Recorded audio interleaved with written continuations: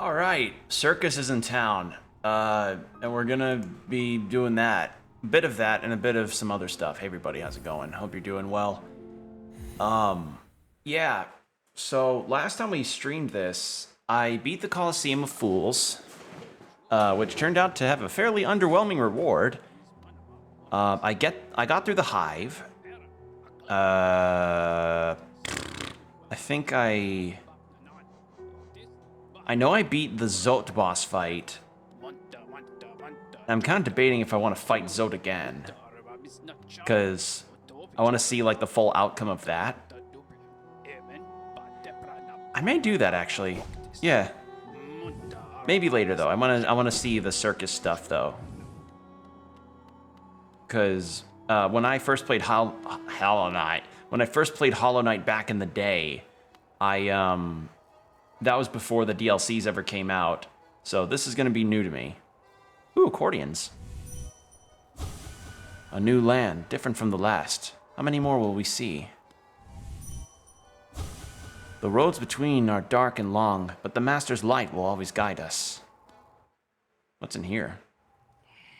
Oh, hello. Ah, did you call us? You called us and we came. We came. You don't look scared. Why did you call us? Ah, it doesn't matter. Don't tell me. We came and I can smell something deep below us. I want it. I want it. The smell. Ugh, you're hiding something very nice from me, aren't you? Shouldn't hide something so nice. Show me. Show me. Put it on. Quickly. The smell.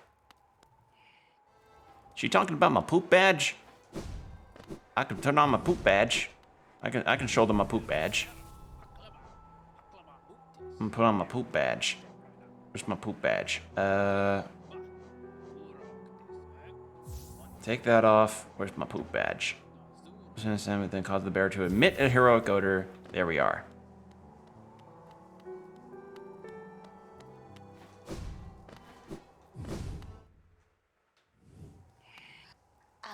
The smell is so strong, so virile, but not the odor that calls to me. I crave a different smell. Precious, sensitive, fragile. Bring it, wear it. Fragile. Huh. So it's not my poop badge. It's probably not a badge that I own. It says fragile though. I will break. Oh, find more Jito and. Okay, well I'm gonna do some stuff real fast with that then. That's probably the character that that I take my badges to that are the fragile ones. Right? Ah, that charm, beautiful, most precious thing. Little lovely, will you let me see it? Have to show it to me. Yeah. Ah, such a little beauty, such a smell, ah.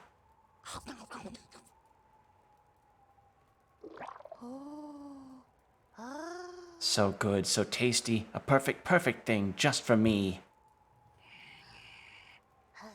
Beautiful, delicious, good little lovely, you're sweet to bring me such a gift. Shadow and fire will dance together so prettily, I think. Okay. The one who made my gift, somewhere below, yes? Very good gift, very tasty, very delicious. Do I take them... Do I take all of my fragile badges to them? I mean, it's definitely a way to get rid of them.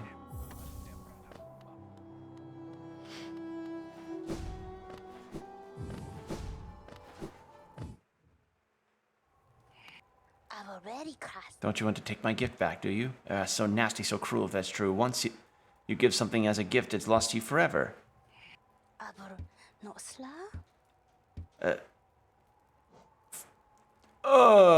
don't have enough.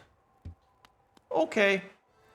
So yeah, so that's the thing that a chat member was telling me about was somebody could like re-up my take the fragile badges and make them not fragile, but it would cost a lot of money, and that is in fact a lot of money. All right, where was the other one I had? This one.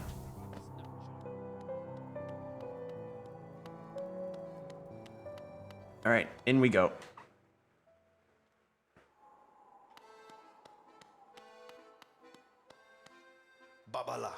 You called us. Speak to master. I like the accordion's a bug. When flame burns bright bright inside one's mind, kin heed the call across lands and time. Okay.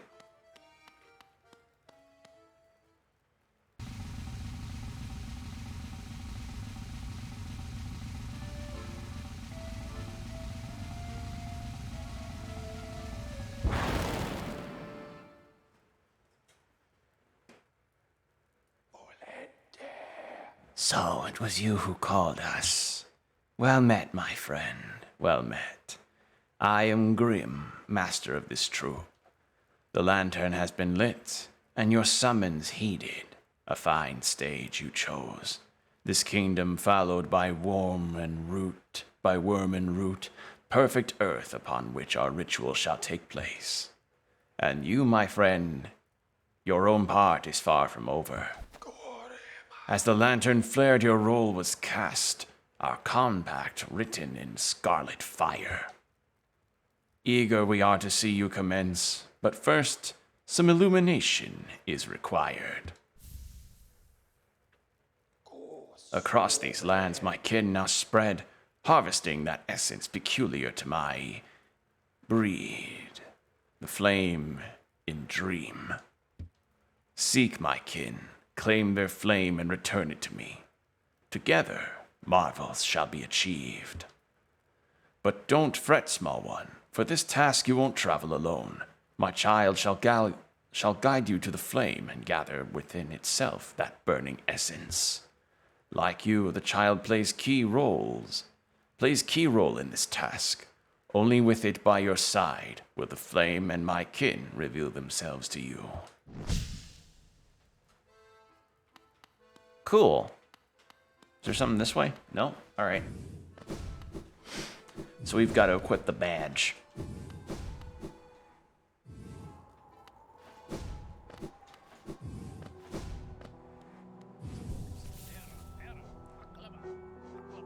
So the badge I need... I'll unequip that. Oh, it's 2. Shit. What else do I unequip? Might as well take that off. There we go. Oh, he's cute. I like it. It's a little friend. Okay, so there's one there, one down there. Let's take a look at the full map. Okay, there's 3. One near Crystal Peak, one in Green Path, it looks like, and another at City of Tears.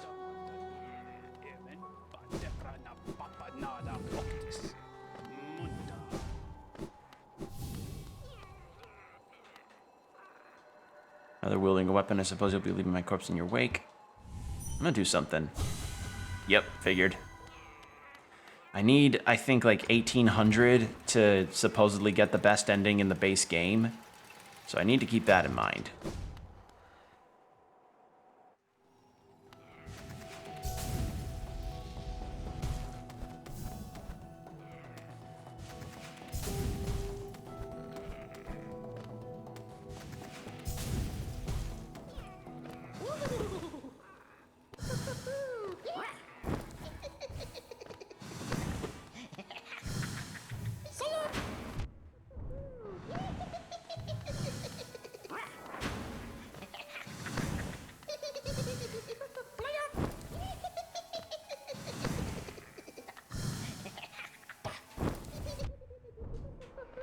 I'm just not going to bother with the charge. There we go.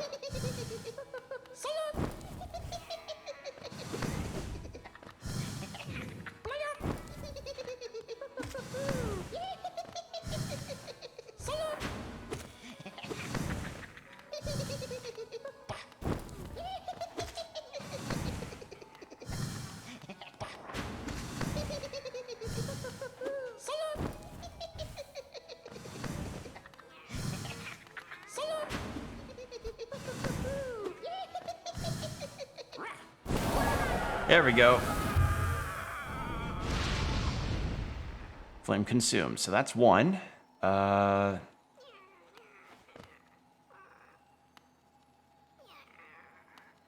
is that noise?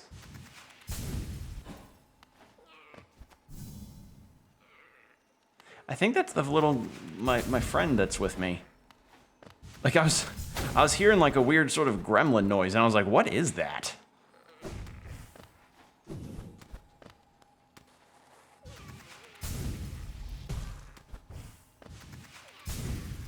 Here we go. We'll just go to the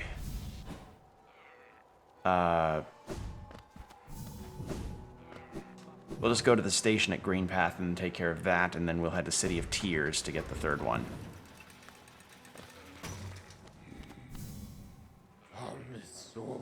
Green Path.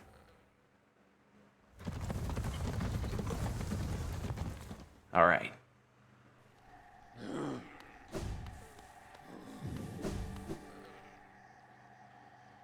Okay, so where is this guy? Down and then right.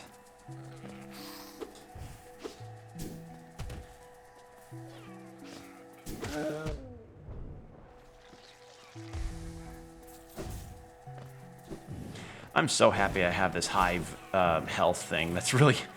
God, that saved me a few times in the Coliseum of Fools. Like, it really did.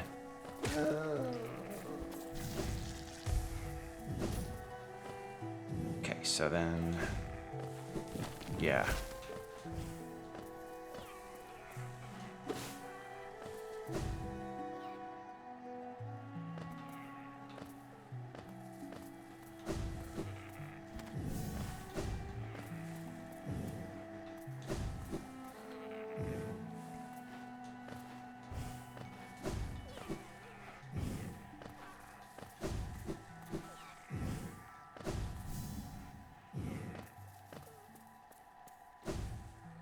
Okay. Now. Oh, hello. Oh, I forgot. I almost had a moment. I was like, oh shit. No, I just remembered. I also got a acid like swimming ability. Like I got a thing that lets me swim in acid, which is really nice, I have to say.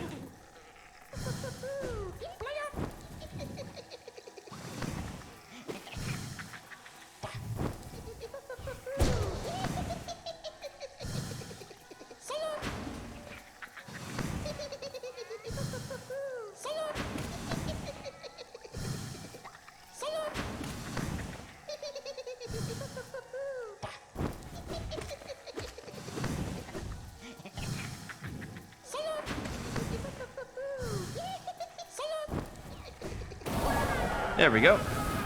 That's number 2. We'll just go to the Forgotten Crossroads and then hit the City of Tears through there.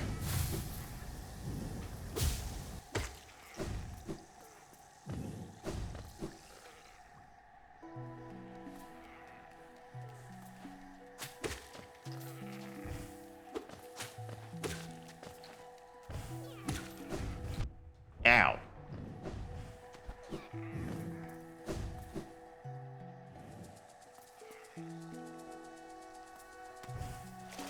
Oh, it's so nice to be able to go through this place without having to worry about the acid anymore. Like, I cannot tell you how relieving it is for me. Like, ugh, it's such a nice load off my mind.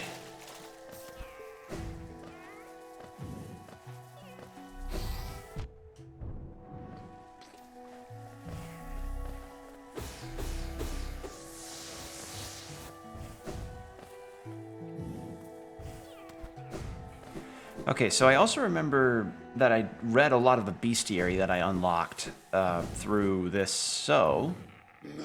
Your journal grows fat and full. Only those last few rare beasts remain left to stock. Search the kingdom's corners. Complete the journal. Earn your well-deserved reward.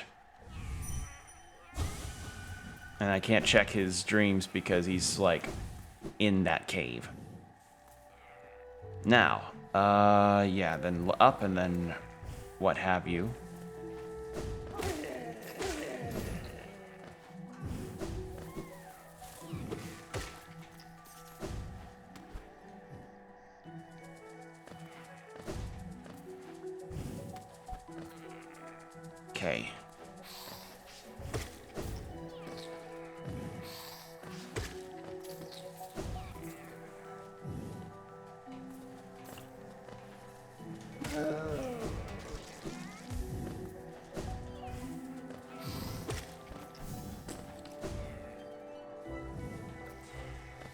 So in matters of things that I've been doing lately, it's really been kind of a slow day, as it were. I think wait, did I watch it yesterday or...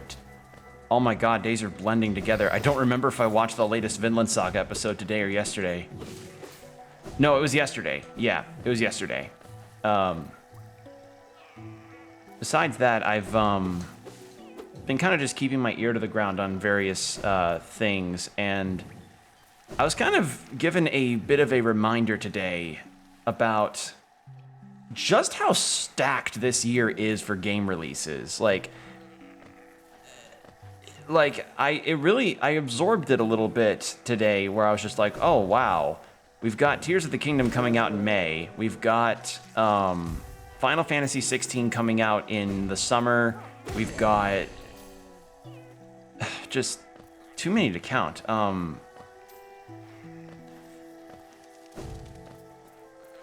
Like legitimately too many to count. There were more that I remembered, but I forgot. Lies of P, just all sorts of interesting looking games and possible gaming events. Like Street Fighter 6 even. Like, I'm not a Street Fighter player, but I definitely can say that that's going to become a major release. Probably one of the biggest Capcom will ever see, thanks to that $1 million tournament thing that they did, or that they advertised. Like, that in and of itself is probably one of the best means of marketing they've ever done for one of their games, like, period. Like, I've never in my life heard of a game event that was on that caliber of, like, you know, we're gonna reward our players for getting really good at our games and recognizing all these intricacies about it. Never in my life have I seen that. Did you? Okay, I did. All right.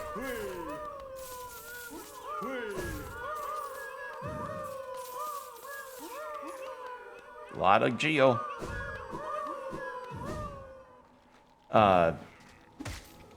And the thing is like all the stuff that's been, like, there's a lot of Metroidvanias that I've been looking forward to that came out this year, or are coming out this year, that, you know, I've expressed pretty strong interest in playing myself. There's this one called After Image that I tried the demo of, and I really liked it. Only issue I had with it was that, like, it was a bit tough in certain spots, and the boss in the demo was kind of giving me some trouble, but, you know, difficult games, you know, they can do that. What else was there? Like, it's not, and not even just, like, on a big AAA release basis. Like, a lot of really cool-looking indie games are coming out this year.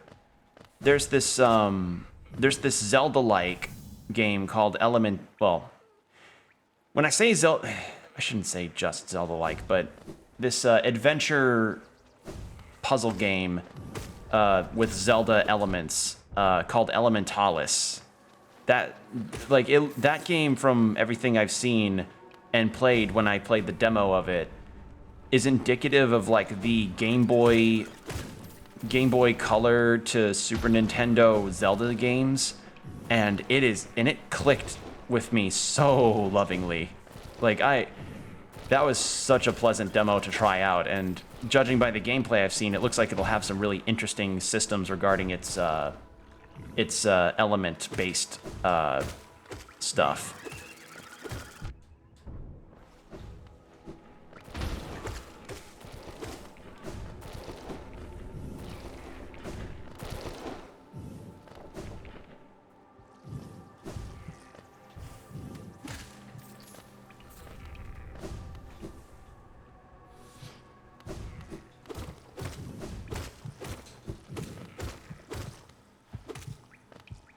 Okay, so then down this way and into the City of Tears.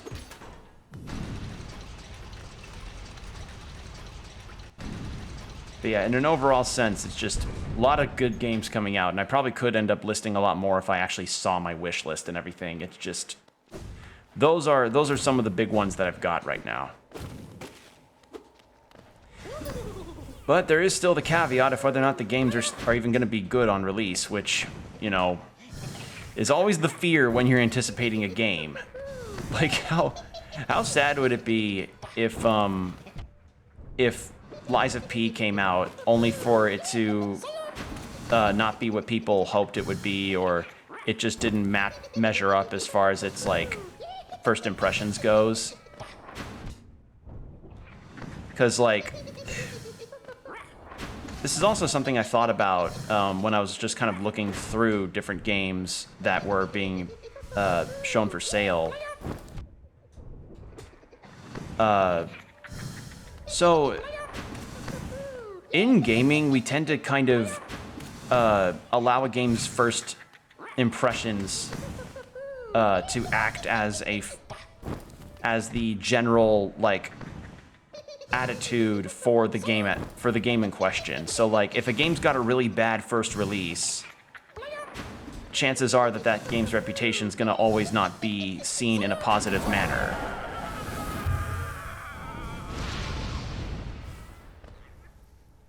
I think that's all of those. Is it? It is. So let's head back to Dirtmouth. But yeah, the first impressions kind of basis for some games has really made it difficult sometimes for, like, a company to try and pick itself back up from a really bad release, or for a game to salvage its reputation from a really bad release. And one, I guess, company in particular that made me think about this was Hello Games with No Man's Sky. Because, I mean, Hello Games did put out another game called The Last Campfire, which, according from what I've seen, has actually been, you know, given a lot of good praise.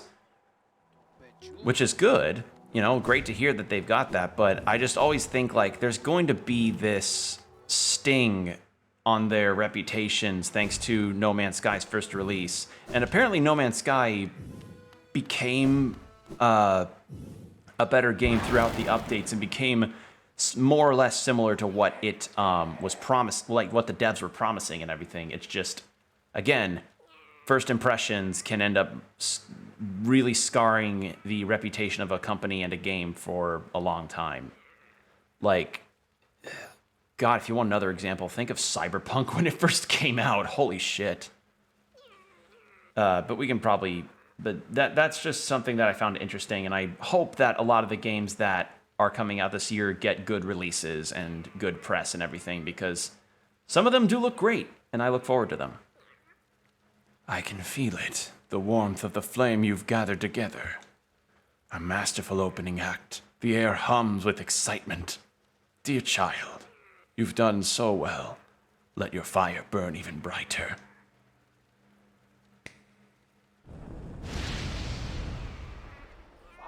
Beautiful, yes. The child has grown from idle youth to deadly companion. About these dangerous lands, its aid will no doubt be welcome. Just don't neglect our dance, for it too continues. Keep hunting that scattered scarlet essence.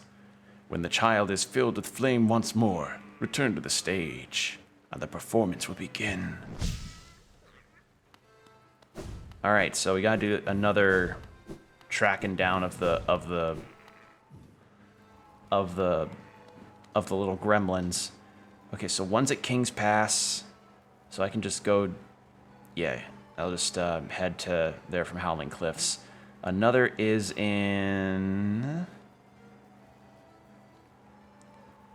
the Kingdom's Edge, and another is in Resting Grounds. Okay, I can do that. I mean, at least these are within a fairly short jaunt to their respective stations, so that's nice.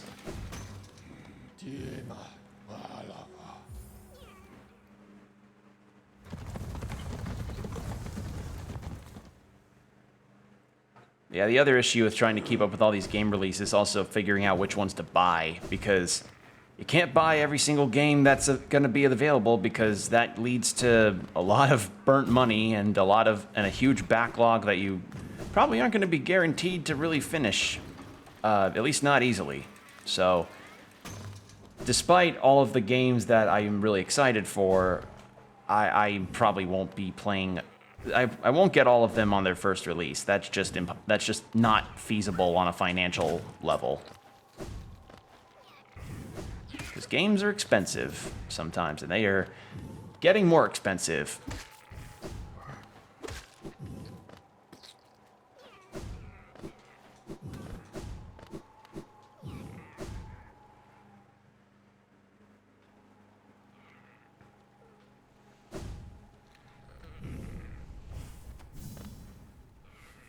Okay. There may be actually some things here that I wasn't able to get from, that I wasn't able to get in the first time that I came through here.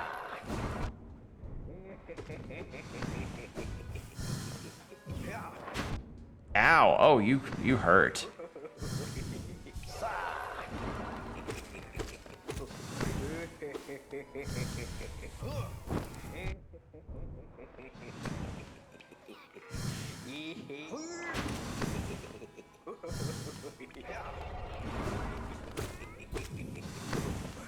Hey, Combo. I was just talking about how this year is kind of stacked for game releases, and there's been just too many for me to be excited for. And some that are legitimately impossible to financially feasibly get, because, you know, shit's getting expensive.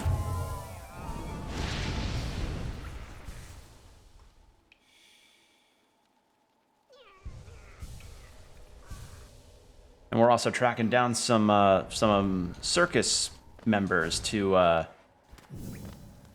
unlock the stuff that we're supposed to be able to do at the circus. So yeah.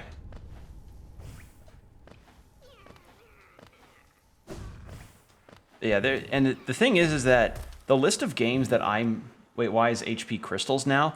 Because in the previous stream of this game, we managed to go to this place called the Hive, if I can get it on the map, all the way over here. And this Hive was like a secret area. And what the Hive did was it gave me this badge that allowed for my health to essentially... I take a pip of damage, and any health that's like kind of remaining will try to regen back. So, like, if I took a hit from a regular butt... Actually, I'll do it. Let me just get these fast. Actually, never mind. It'll just... My armor hits will go away. If I get hit by an enemy and it's not like a continuously big chunk, like what bosses can do to me, I have to wait a few seconds, but the health that I have will regen, thanks to this new badge that I have. So, yeah. I haven't been here. Higher beings, these words are for you alone. Within our lands, do not hide your true form. Let all bask in your majesty, for only this kingdom could produce one such as you. I have not been here. What was this? Fury of the Fallen. Huh. So, yeah, this is just to...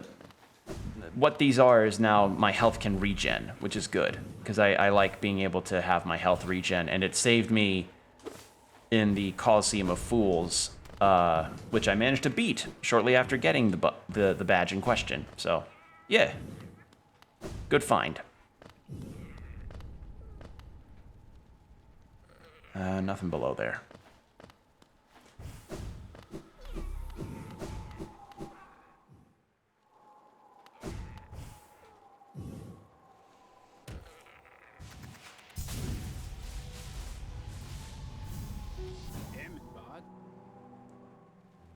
So next, we can go to Resting Grounds. Right? So we can go to Resting Grounds, and it looks like we'll have to take a different route to get. I'll have to go to King's Station to get to the other area. That's fine. So, that's why the HPs are crystals. And I guess when it comes to anticipated games, I'm also trying to like temper my expectations on games that have no news as far as any release plans or what have you. Like, you know, jokingly, but also kind of not jokingly, people are like, where the fuck is Silksong? I guess, which is related since I am playing this game. And I told this to a friend of mine when I was talking to him about, like, game releases and how people can act very... I don't know what the word I'm supposed to think of on this is, but... Silksong, people that want Silksong, like, to the point of, like, saying worst direct or worst blank because, you know, no Silksong footage was shown, have become about as bad as, like, Smash Brothers players were back in the Smash Wii U and 3DS and Ultimate days, you know? Like, notice how when the final DLC character was announced for Smash and, you know, all of that's been done, Smash Brothers has kind of died in terms of its like relevance, I guess, on the greater scope of Nintendo and the internet. Like, okay, so yeah, you see how it's dripping and then it comes back a little bit more and then wait a few more seconds. It's a full health. Clown? Kind of clown. Like, I'm of the mind that a developer will release stuff about their game when they're ready to release stuff about their game. Like, am I saying that people can't be frustrated regarding a game's, like, lack of news or any kind of update? No. You know, you can be frustrated about that. I'm a Dragon Quest fan, and we have not heard a fucking peep about the HD 2D remake of 3, or even any news of 12 outside of, like... Actually, no, we've gotten more news about 12 than we have about the 3 remake. Because...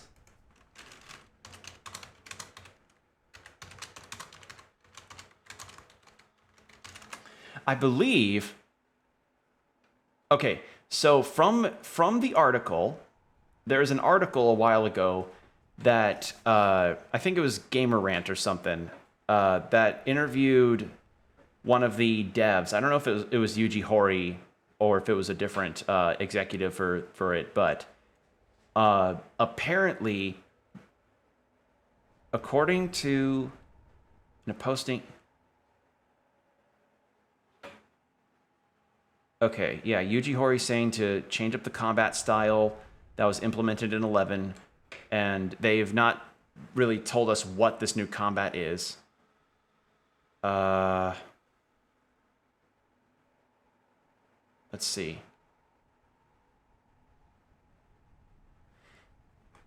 When was this written? Oh, this is from like almost 2 years ago. There was something that was said about okay, no, here it is. That apparently that the story itself is actually complete. Like, the story is done, but they need to finish up the gameplay stuff. And honestly, that's more than I expected to ever hear regarding Dragon Quest XII, because that game is going to be huge, and it's going to require a lot more it's going to require a lot of stuff. So the fact that we've gotten that more than we've gotten anything about that HD 2D remake of Dragon Quest III just makes me think, like, the fuck is with that 3 remake? Where is it? You had gameplay and shit you had footage of the game to show off, and it's been 2 fucking years with nothing. And yes, understandably, when it comes to things like Silksong, that's been like a much longer wait for a lot of those fans, and I get that, but I don't know. You don't see me commenting under every Square Enix post on Twitter being like, no DQ3 HD 2D, worst showcase ever, you know? just, it's understandable, but patience can get rewarded. Just saying. So there you go. That is a thing that I kind of thought about recently, is like just how, you know, being excited for a new game's release can be really fun and everything, but then when you have something that's got such a big name or a big, like, sort of anticipation behind it, the community around that new thing could end up kind of being a bit, I don't know, just the way they act can just really be clownish in terms of behavior. Some think it's funny. I used to be that way. Yeah, like, it kind of was funny, but at some point the joke wears thin, you know? At some point, you know, you're gonna hear someone be like, "No Silk Song, I sleep," and people are gonna roll their eyes more than they'll chuckle with you, you know? How many Resident Sleepers are you gonna post on, like, a No Silk Song thing, or how many Resident Sleepers will you post about Bloodborne on PC before people just go like, okay, man, come on. Like, okay, like, dude, I get it, but seriously, get a new joke. Like, either get a new joke or wait patiently for Silk Song if you're legitimately that annoyed about the lack of news.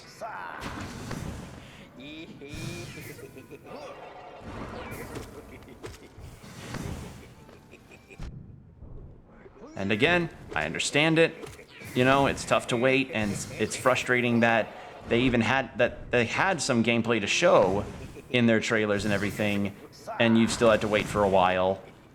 But games are very difficult to make, especially ones that are drawn, like, hand-drawn and animated like this is, you know? Like, depending on your animation style, it could take so goddamn long to do. I mean, think of the development process for Cuphead, for fuck's sake. Like, it's not easy to make a game of this style, you know? So, just Silk Song anticipators, slow your fucking roll.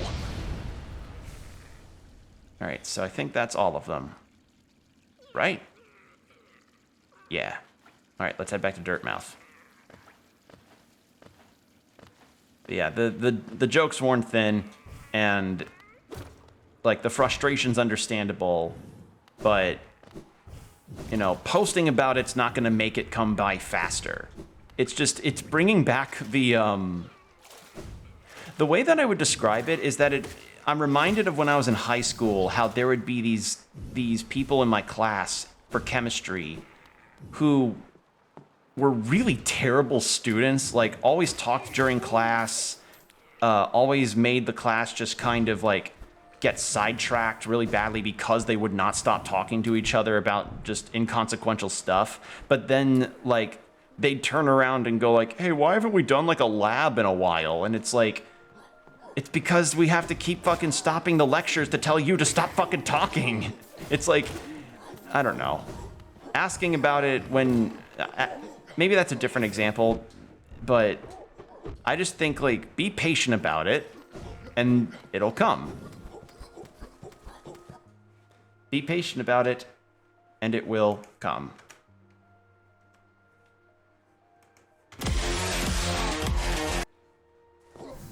And when it does, hopefully it's good. Because, God, could you imagine the fucking devastation that would happen for people if Silk Song came out and it wasn't good? Like, if it was like, if it just did not live up? That would, oh man. Like, I was talking about first impression stuff ruining a game for life.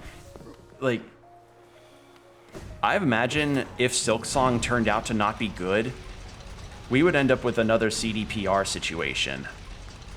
Like full on.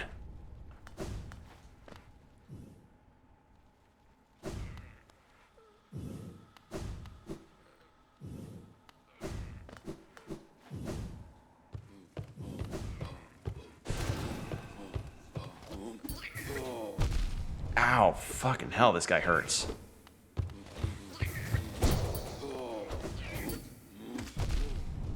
There's nothing no. Even if I do when I do the flower quest, when I attempt the flower quest again, I'm gonna have to just roll past that guy. There's no fucking way I can kill them easily.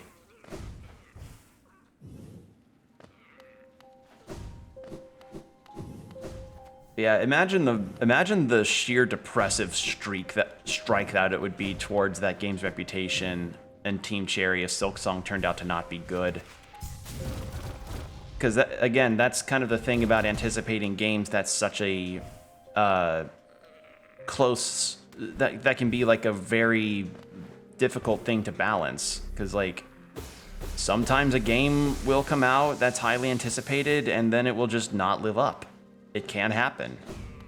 Or God forbid this happens, it lives up, but its relevance like goes away in 2 weeks. Because that also happens with a lot of recent releases of games. Like, you ever notice that? You notice how like for 2 weeks to maybe a month or so, there will be like a game that comes out that will be fucking everywhere. Like, you'll see it pretty much be played by any person, be it by streaming or by reviewing or by just casual play. Like, there will be all that some people will talk about. And then like after that 2 weeks to a month, it'll just go from like a peak and then like a nice big old flat complacent plane there, and then a sheer drop. Well, not a sheer drop, but a decline in its popularity. Like, I hope that doesn't happen to Silksong. Nice big old fat, yeah. It's just sometimes that happens, and it's just the trend stuff, really. Wonderful, wonderful. My kin arrive, and the time has come.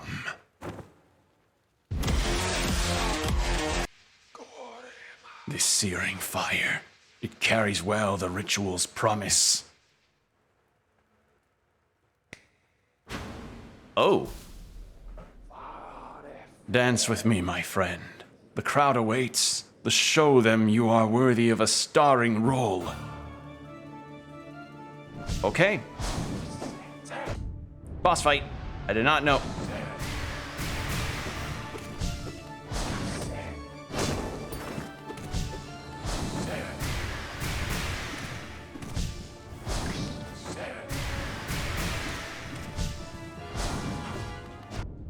Oh shit.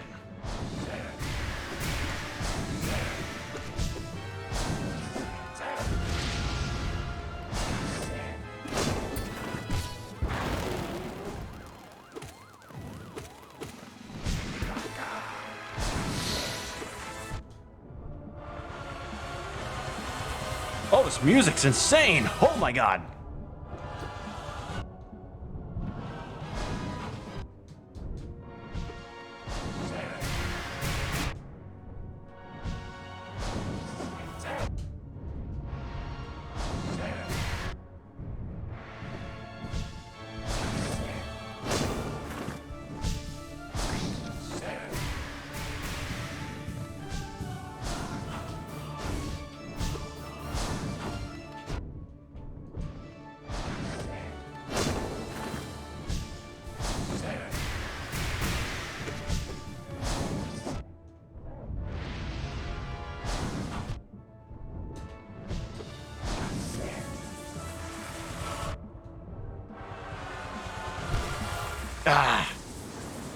Okay, that was a new boss situation. Not used to that attack pattern.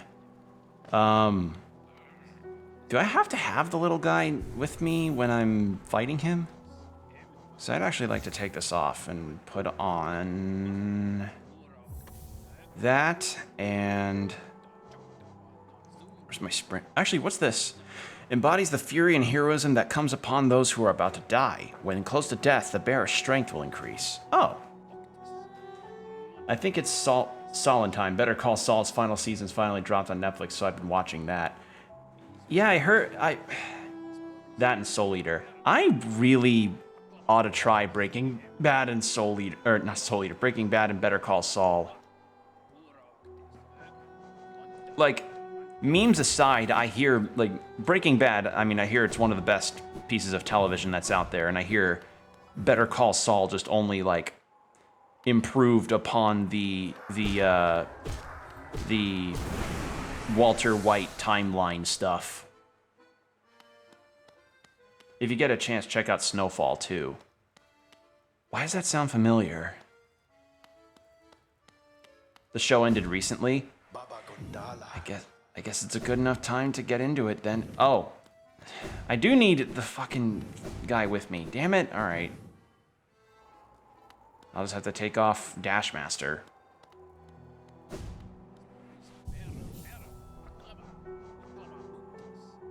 Actually, which one's... Not Dash... No. Take that off, and... Yeah. Huh. Not the hugest fan of, Alright, I'm off. Hope you have a good rest of your day, Combo. Thanks for dropping by. I'm just gonna keep attempting this fight here. Okay, so I have to have him with me.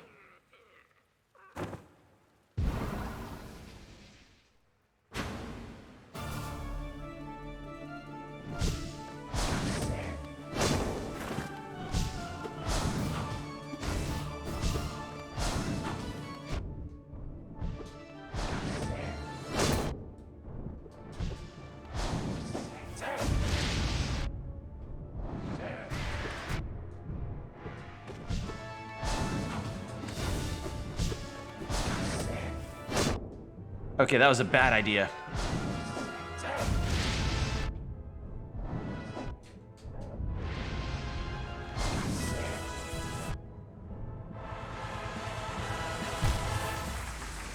Oof, that was a bad attempt. Like, that was not even close to what I was hoping I could do.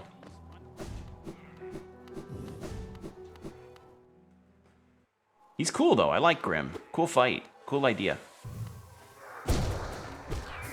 I've always had a bit of a thing for, like, circus master boss fights and, like, this weird, like, showman kind of thing. There's actually a webtoon I'm reading that's kind of got a similar thing going on with a circus mystique kind of thing. I'll tell you all about it in a moment.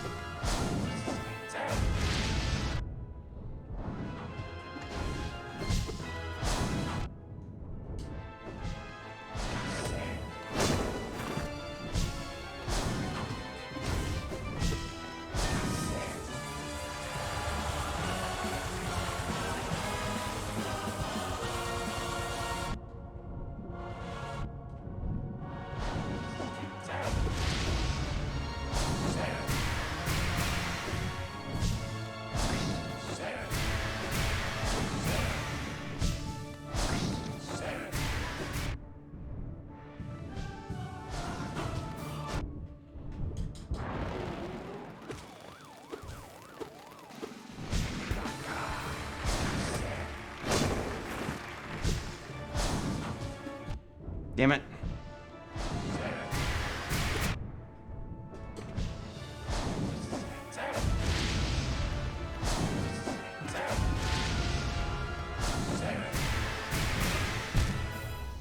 Alright, that was bad. So it's this webtoon about two girls who get caught in a mysterious intrigue involving a circus. Let me find it, actually, the name.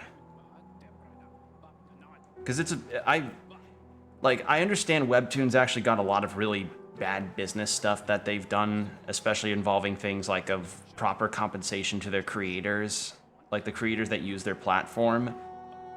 Like I acknowledge that full on because there's some creator stuff that's happened on there of like improper compensation or not being able to see your metrics that has legitimately been not good, and I don't even know if they've corrected anything. So I am aware that there are some problems with Webtoon as a platform, but some of the stories on here are just fun. Like Marionetta, that's the name of this.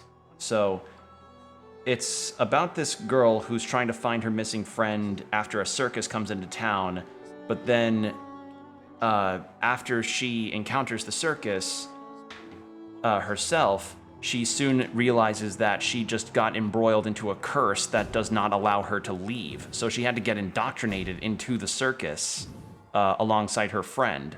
And then there's just an intrigue revolving around the circus itself and the people that are also, and like the other people that are in it, be it the performers or the ringmaster. So cool stuff. I've always liked that kind of macabre circus stuff. It's interesting to me.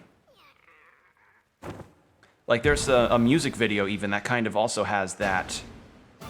Oh shit, what was the name of it that again? Because it was done, it's this music video by a artist that I follow on Twitter. It's called The Greatest Living Show.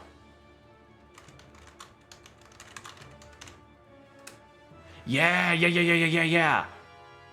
Oh god, it's got a lot of views right now, but it needs a lot more. So for those that don't know, it's called The Greatest Living Show. It's a music video with art and animation done by the artist named Bunny-chan, I believe, or Bunny-chan, with lyrics and singing by Itoki Hana, and the music arrangements done by Toby Fox. That Toby Fox. So I recommend giving this music video a watch because it's legitimately really cool. It's like a music video done by Yoshitaka Amano if they ever did more animation based on his art style. So yeah, I recommend that as a watch for all of you. The only things that I would warn about ahead of time is that the imagery in the music video could likely disturb some viewers, so viewer discretion is advised regarding that. Anyway, back to the fight.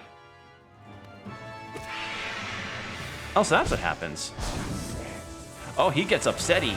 Oh, he gets very upsetty if I do that. Oh god, watch this be the attempt that makes me win. I don't want to win on a disrespect, because I like Grimm. I think he's neat.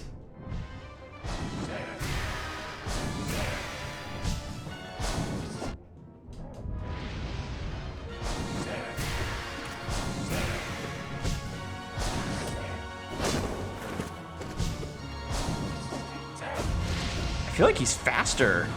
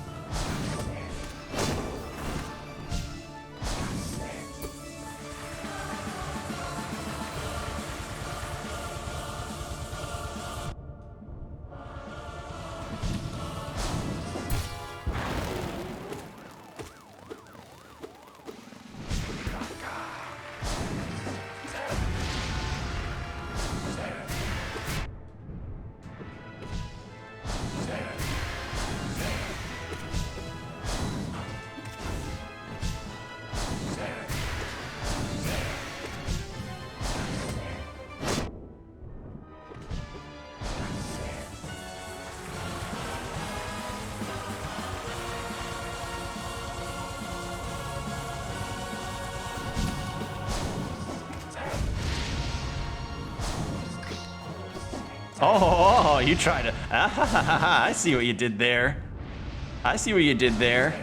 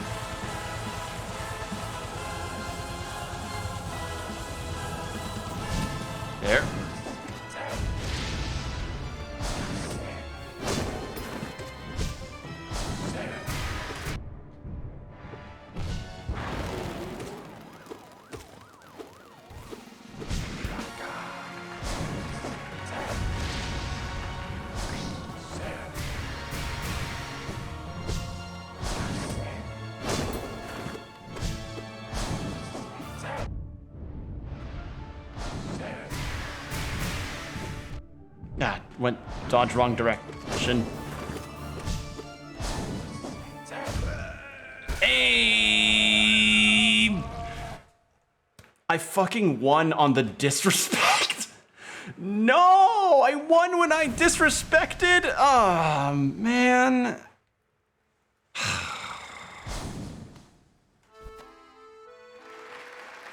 I won on the disrespect. Fuck me. Bravo, my friend. Hear how the crowd adores you. They've not seen such a show in a long time.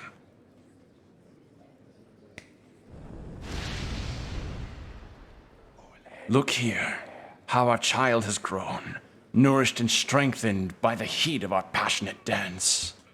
The two of you will feature in many tragedies and triumphs together, I'm sure.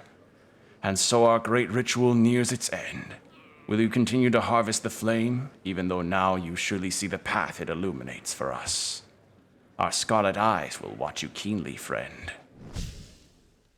Oh, I was gonna see if he had any dreams.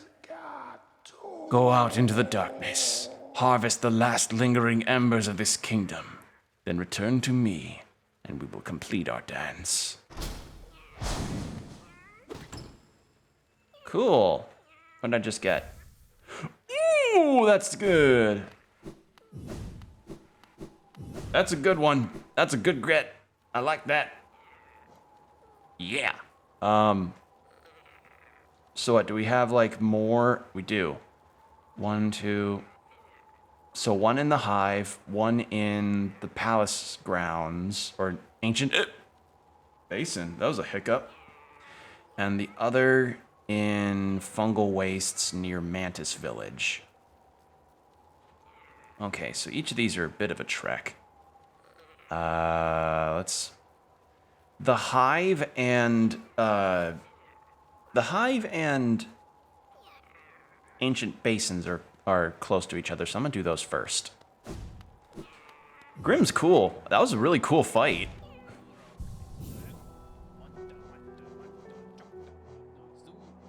And since I have another charm notch, yay!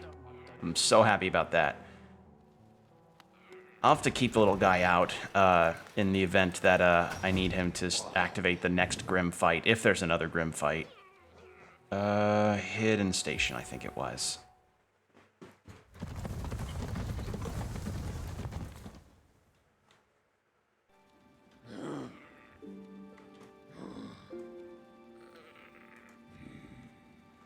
Okay. Yup. So we go to the Kingdom's Edge, or we go near the Royal Waterways, and then we can head right to Kingdom's Edge, and then boom, we're good on that front. And still nothing on getting that open. This move speed increase is so nice. It's so good.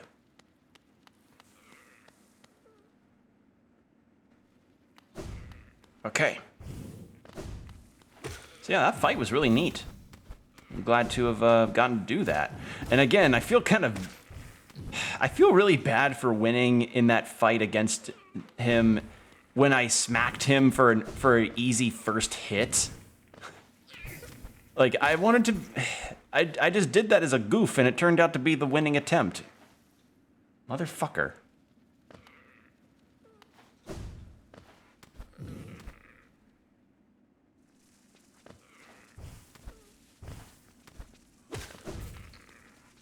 Okay, so it's the right of here.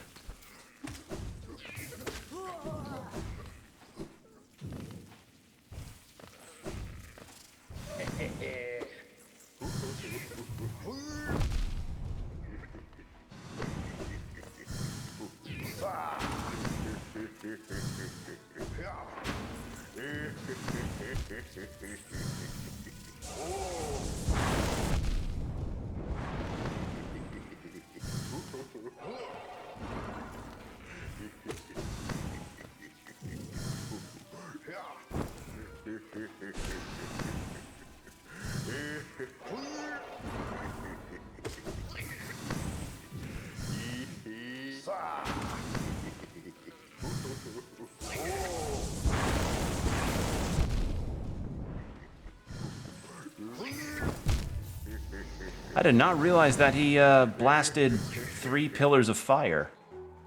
Oops. Should probably rest at the bench near the palace grounds.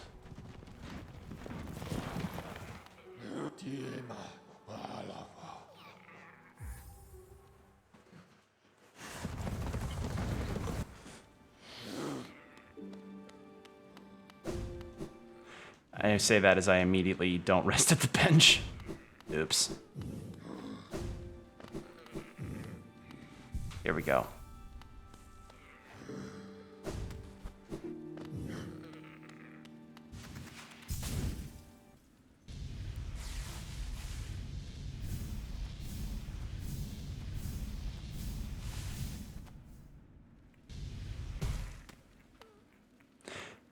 I don't know if I might have been seeing things, but I think when the little friend here like spawned to try and catch up with the knight, like he spawned like directly in front of me, and due to how fast I was moving, he started spinning around like I just passed him, like he was in a cartoon. If I wasn't seeing things, and that's actually what happens, I think that's quite adorable. If I do say so myself.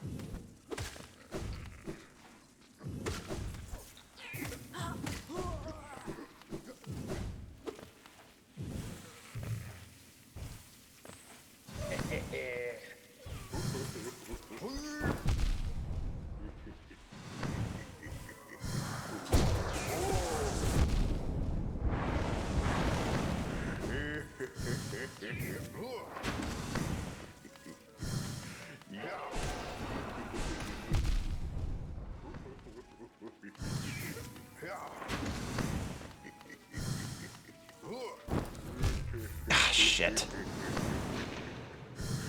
This one's tough because of the platforming problem that I'm facing.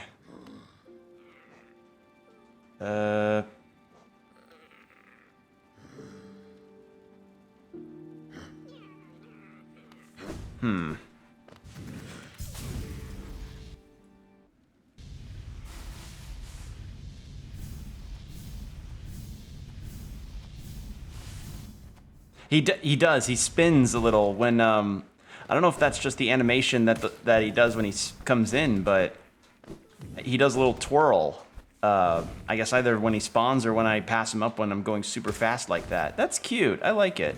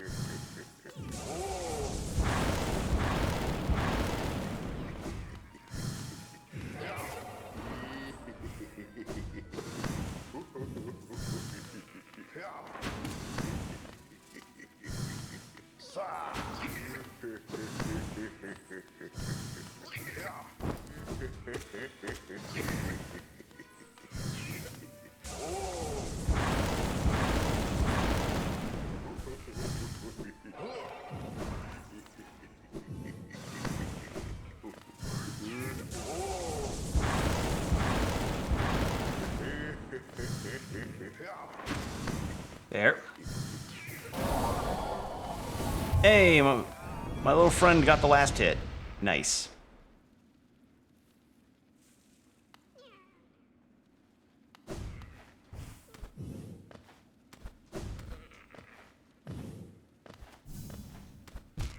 Ow.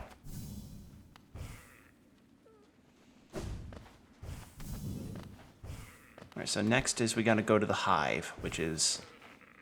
should be near... what is with me? Why am I falling on spikes? Hello.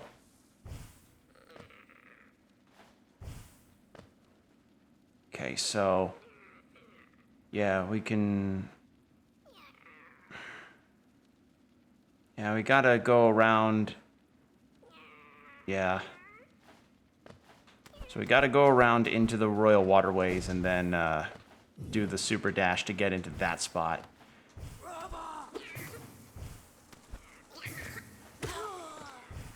Okay, so now their damage is going up to about 1 hit. Honestly, that's actually really nice. It's pretty decent damage, actually.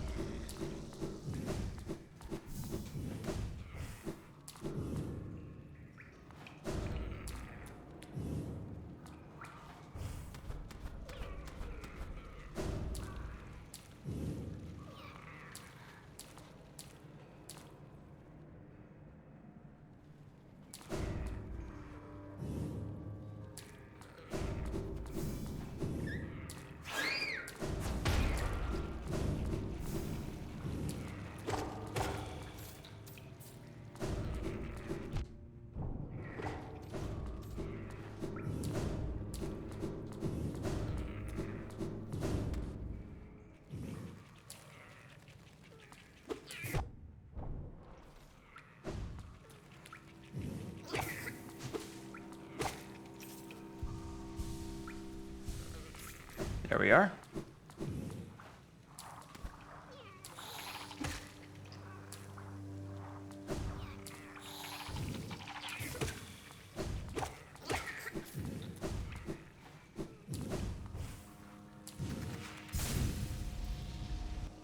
All right.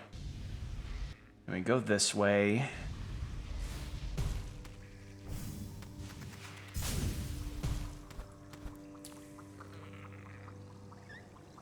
Yeah.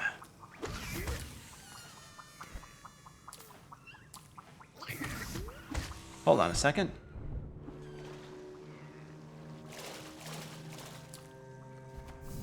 Okay, no, that's just the grove. Yeah, this was the shortcut. Right.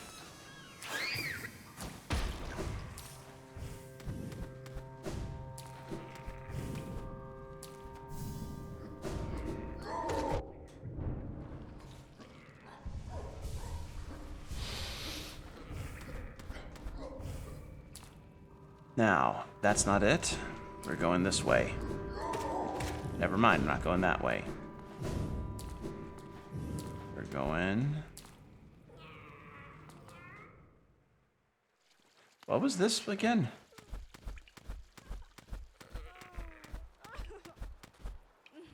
Oh! Oh!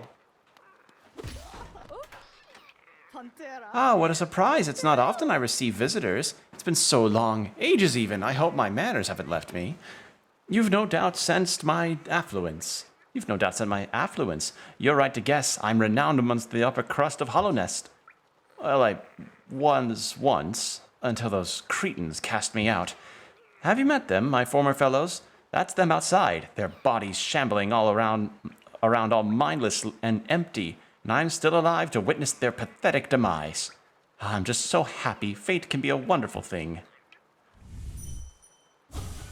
No doubt this one will meet its demise at the nails of the city's guards. I'll outlive you too, little grub, as I did all the others. Oh, could it be you returned at last? No. Oh, pardon me, just for a moment. I mistook a certain quality about you. You seemed almost regal.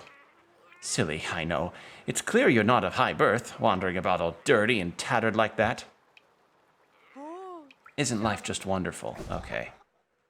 That's a new NPC. I just straight up have not encountered that person. In times past, I wouldn't have spoken with your likes, but now the rest of my caste are wonderfully distantly deceased. If I didn't welcome you, I'd never have anyone share my happiness with. Well, at least I now have a shortcut.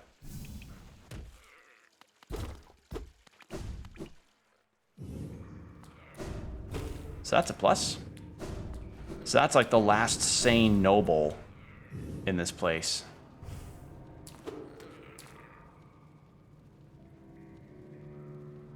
Is there not a... Oh, it's around this way, I think.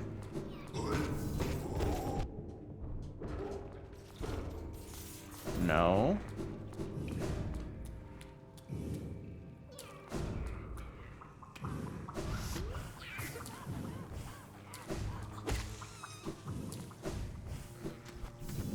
This way. That's what it was.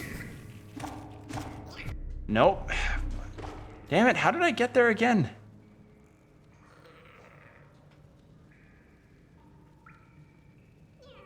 Looks like there's some kind of thing there that I'm missing.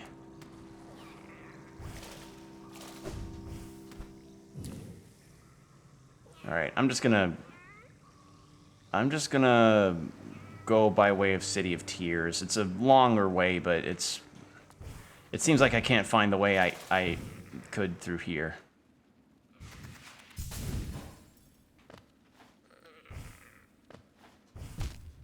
Why did I jump right into that?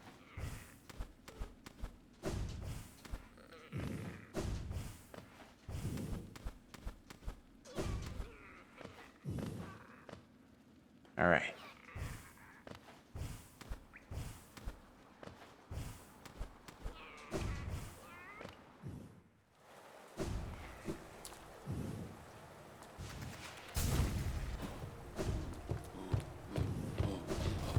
I thought something would be up with that door thanks to all the flowers. I didn't even remember that.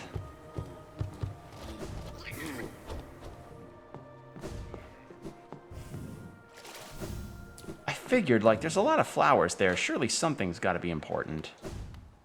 And I was correct.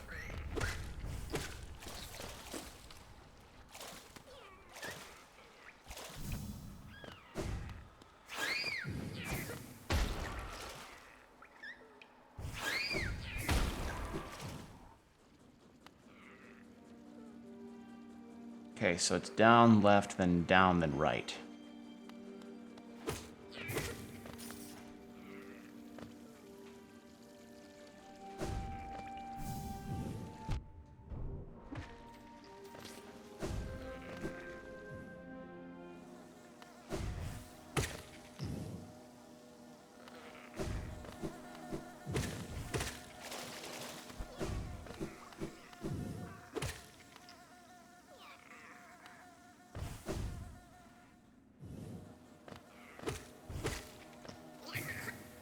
Wait. Oh, that's the hive's, like, lights in the background. I didn't even notice that. Oh, cool.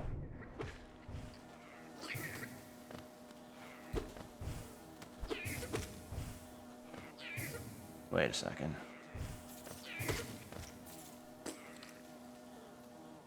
Looks like I gotta go the long way around. I thought I had a shortcut. Turns out I didn't. That's fine, though.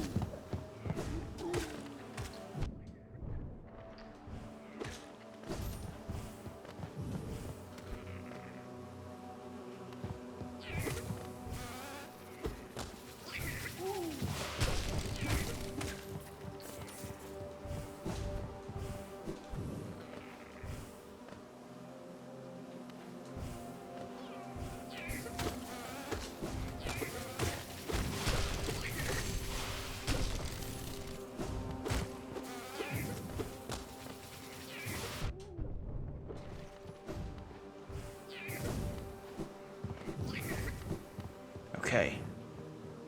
Here we go. Let's get this next one, and then we've got one more to find.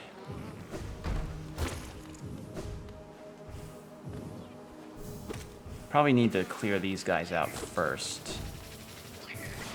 Just to make my job a little easier fighting the circus guy.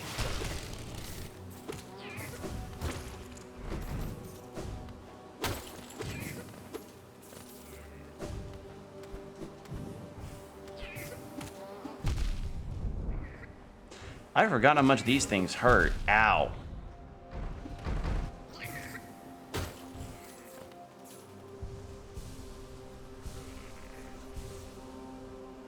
And this is the room, so yeah, we just need to clear out the enemies here.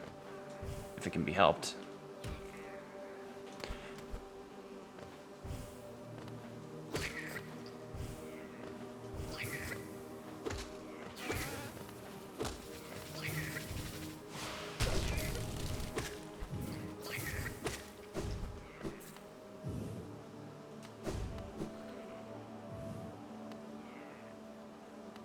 This was just a hidden passage, I think.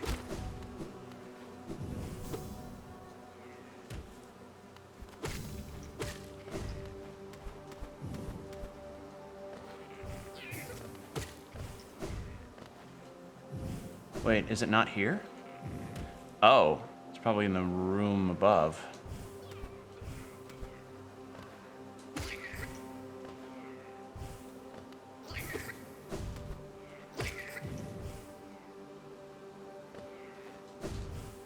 Yep.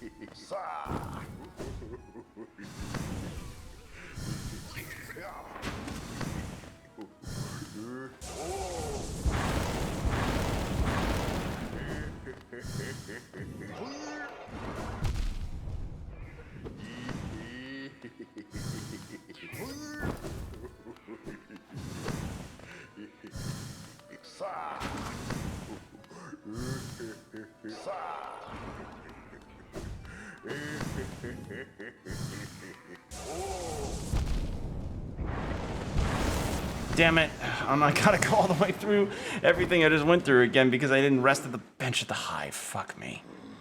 Alright, well, now I know that it'd be faster if I just went to the tram and just went right from there.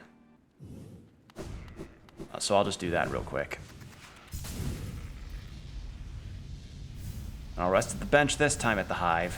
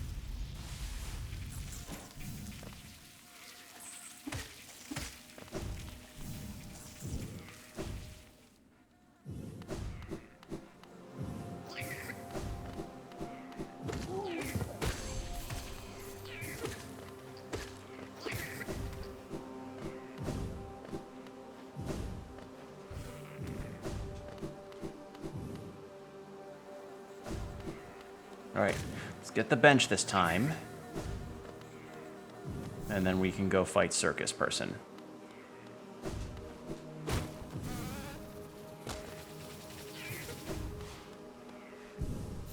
There we go.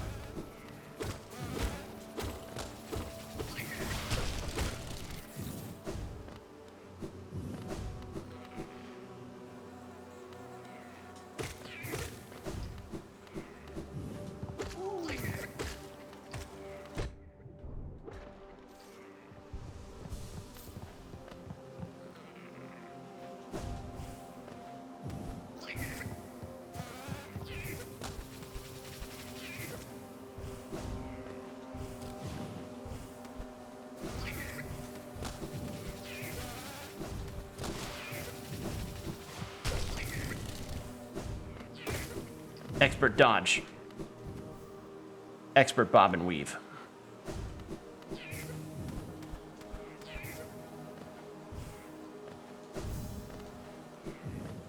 Okay, so if I don't attack them first, they're actually pretty chill.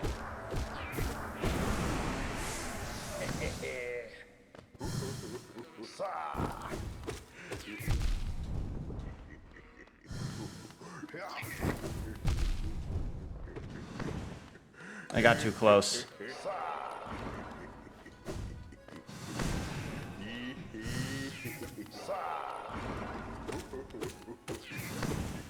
Shit! I don't have to start that over, do I? I do. Alright.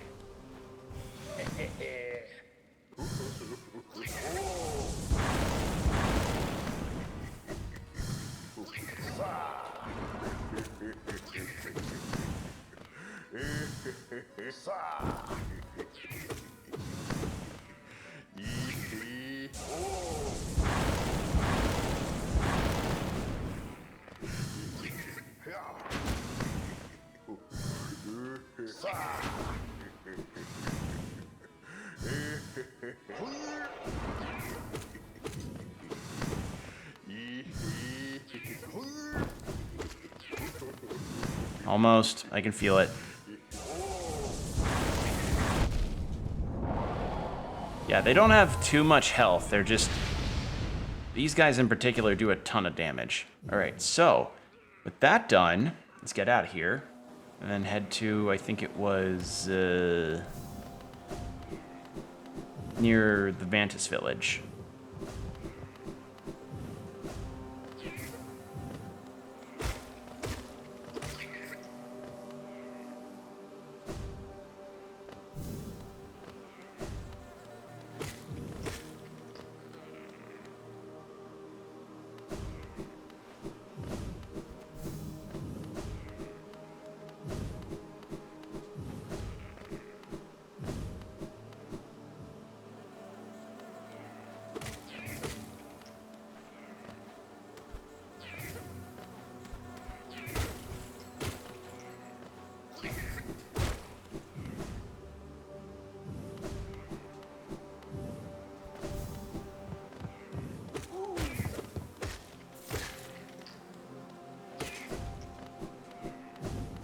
Okay.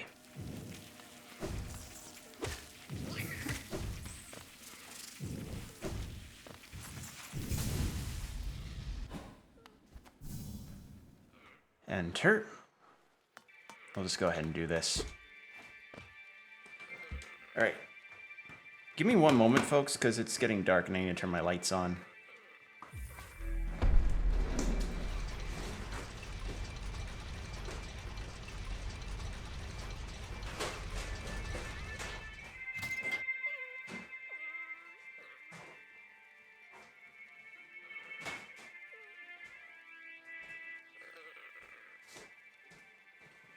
Okay, better visibility acquired, so we should be all good now.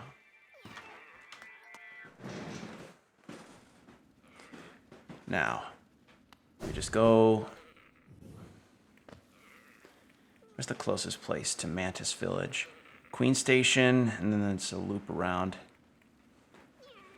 That's pretty far. We can make it, though. All right.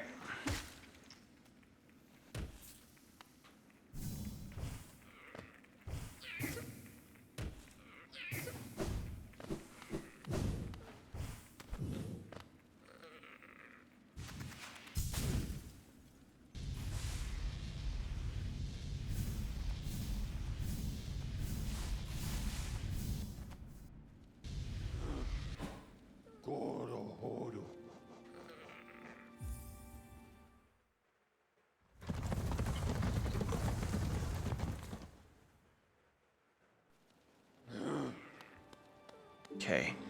And yeah, part of me is kind of wondering about the flower quest again because I've got a half of a healing, like a health boost. And it's like, man, apparently the reward for that flower quest is a piece of health, but It's so hard to do. Like, it's a real, like, it's genuinely tough to try and map out your route and not get hit once. Like, it's not a matter of, oh, you don't die, it's don't get hit, period. So that's gonna be fun. If I get the third, if I get if I get up to 3/4, I probably will have to get this final health upgrade. At least I think it's the final.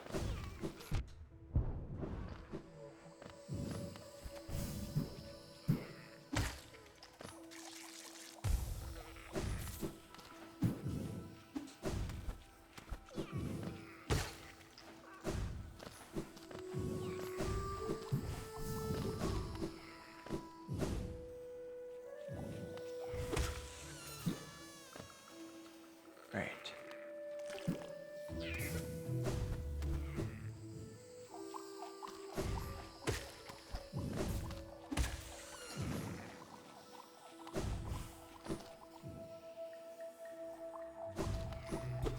Oh, I haven't gotten that shortcut. Well, looks like it's the long way. Wait. Yeah, looks like it's it may be the long way around for me on that one. How did I not get the shortcut for that yet? Not the biggest deal.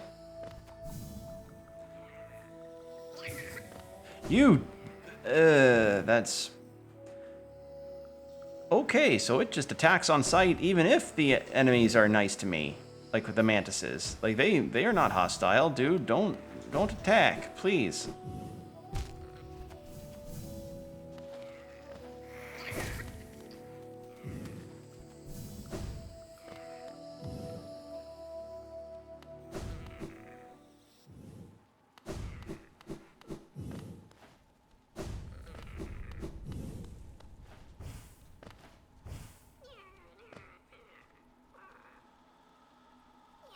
Oh, there is one in Deep Nest.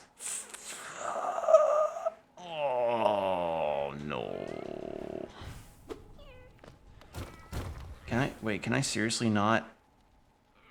How do I get up to that then? I mean, unless there's something I missed.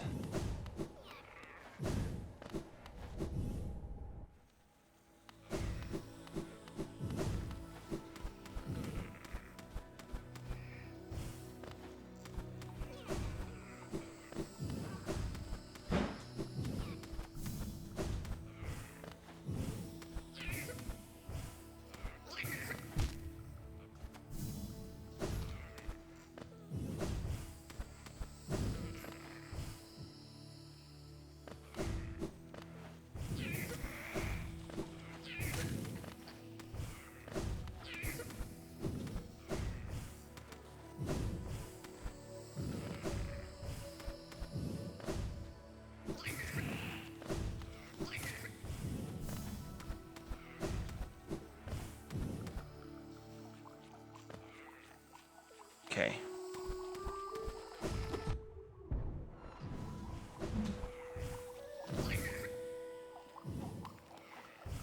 Okay. So I need to loop around here. Didn't even know there was this.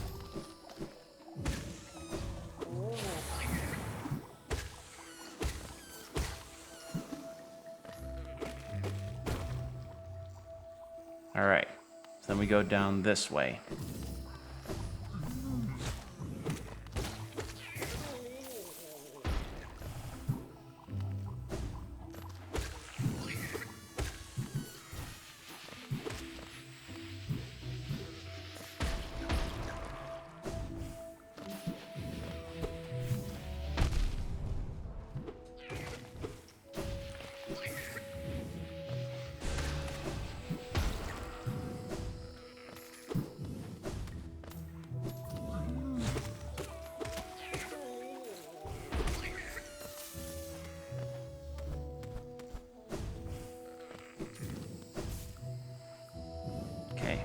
So that's all there is around here.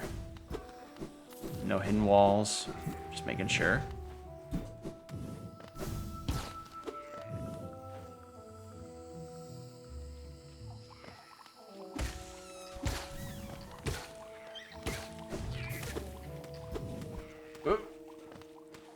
hidden thing here. Hello.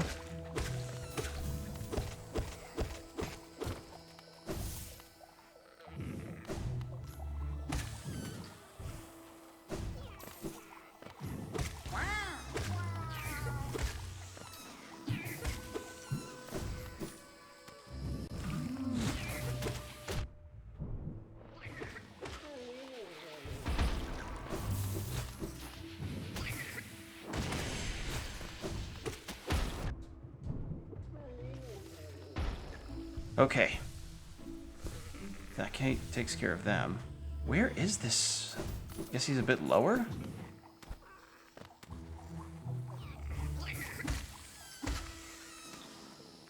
Here we are.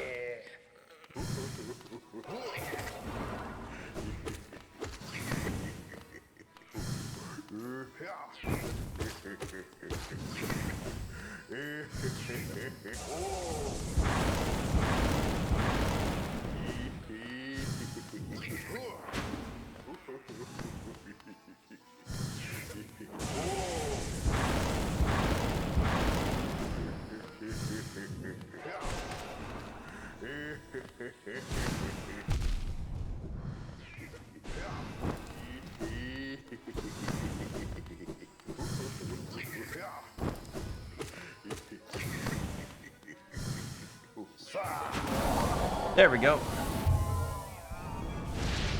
All right, that's number 3, I think. And then the 4th one... Wait. Is that all? I thought there were 4 of them. No, there's 3. Why was there one showing up in the Deep Nest Village? What? What? All right, I think something got I think maybe I had a glitch or something. That was weird.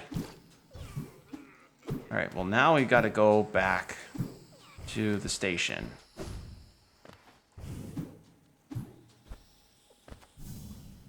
Yeah.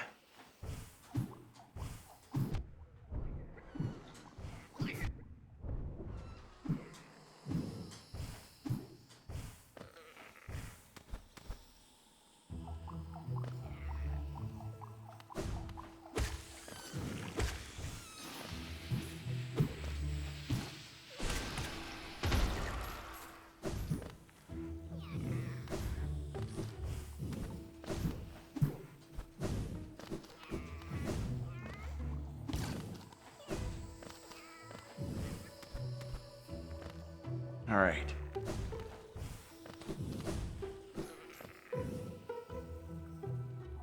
This way. And then we can do this new thing with Grim. That's apparently going to be a cool thing.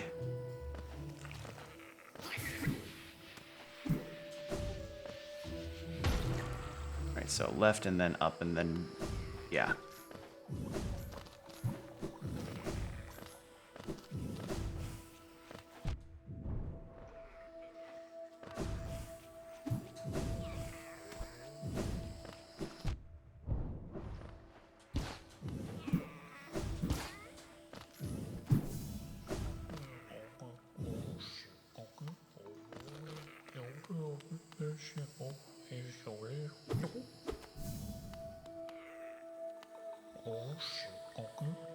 Gungi gungi mushi umosanga hogi undungo.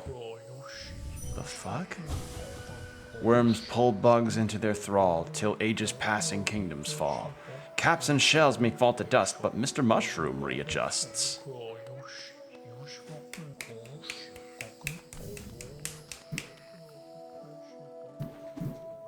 It's giving my my sympathetic poetry snaps, because apparently poetry slams you do snaps and not claps.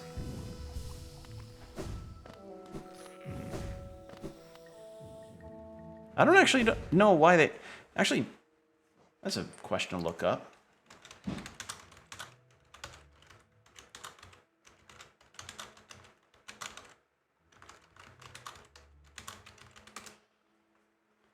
The snapping at poetry readings was used to signify appreciation for the poet. It allowed for a quieter response to the readings, which were often held in apartment buildings. Finger snapping is usually beyond poetry reading. Is useful beyond poetry readings. Oh, right. So like if it's a small rental space, like a coffee shop or someone's apartment. Oh, that makes sense. I mean, I knew it was like, oh, because it's less noisy than clapping, but I didn't realize that would be a major reason, because poetry readings would be at someone's apartment. Oh man, that's something I didn't even think about. Wow, neato. Okay, now let's see what this new thing with the circus is about. Let's rest again here in case I die.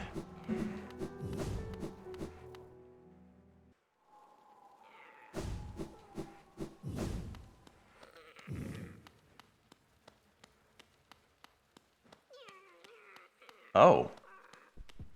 New room?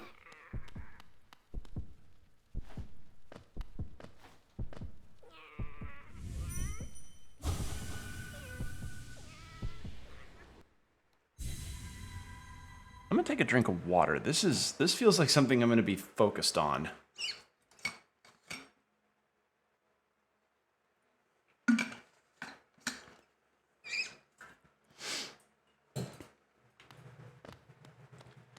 All right. So we're in Grimm's dream now. Okay.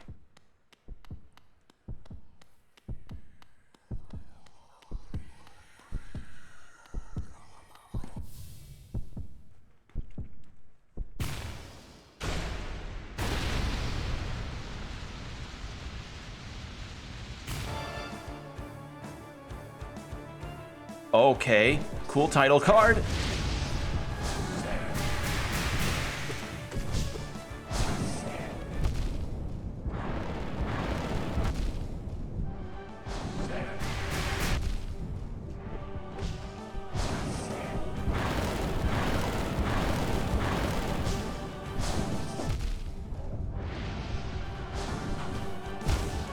I thought I had some soul to heal. Oops. I did not have soul to heal, in fact. Let's try that again.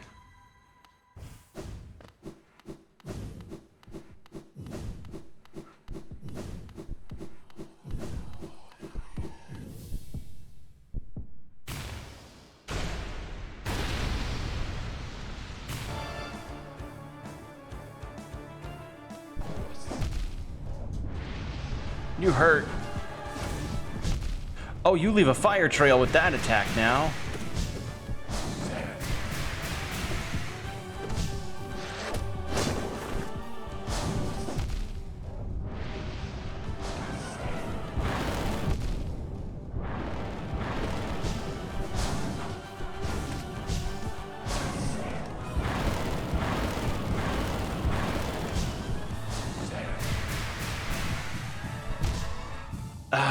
I thought I was just low enough to... Okay.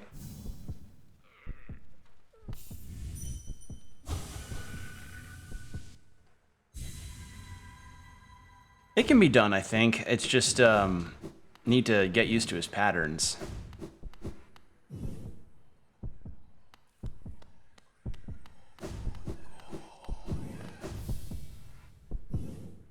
I don't even know what I'll get for a reward for this.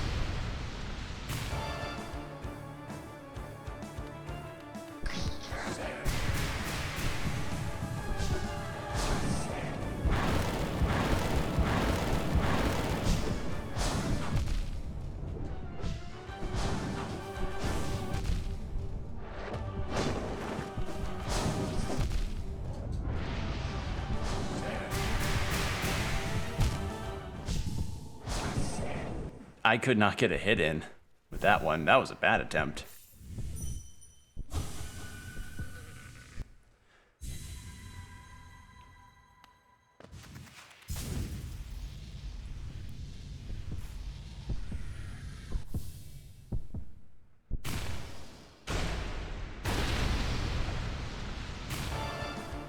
I may change badges. I may change Dash Master out for the longer nail thing, the longer nail badge.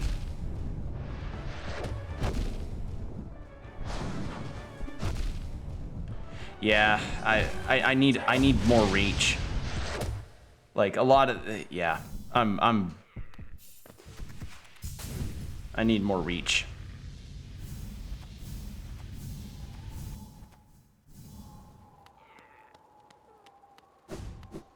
So I need to take away Sprint Master.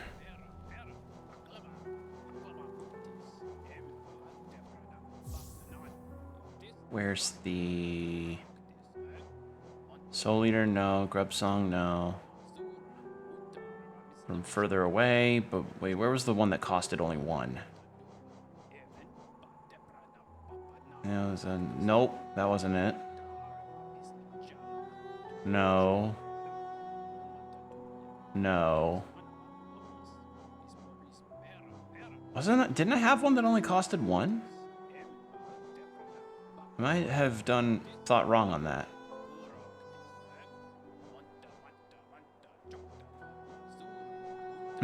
Okay. In that case, might need to unequip something.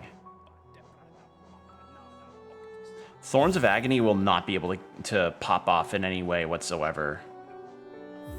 Like with how fast he moves, there is no way in hell. So I'm just gonna go with increasing this.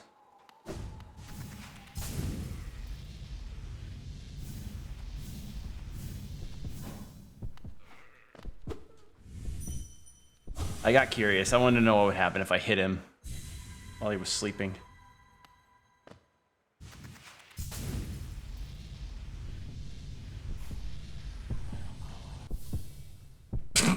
I love just the sudden stop, no momentum.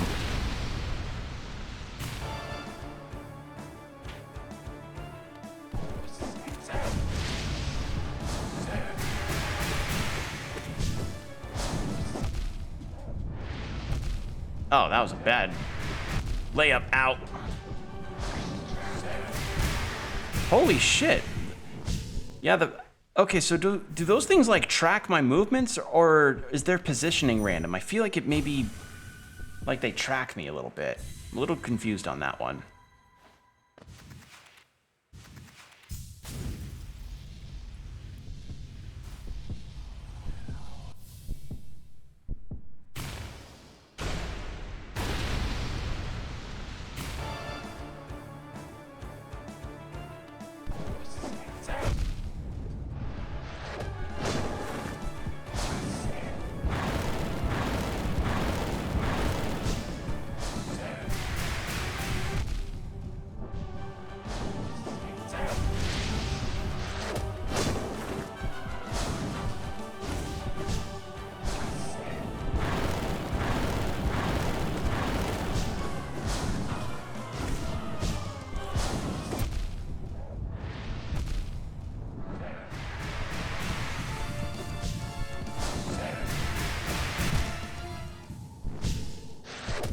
I also may unequip the hive thing. Like it's useful for like some parts, but I think this boss fight is like,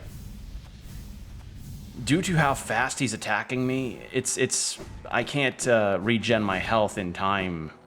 Like I just need to get my brief regens when I can, and this isn't really helping. So that can go off. Bear's body will sharpen and damage enemies. That's good. Recoil further when hit. Stay steady. Nail allowing them to strike foes from further. That probably really increases the length. Maybe that'll help me. Who knows? Maybe size does matter.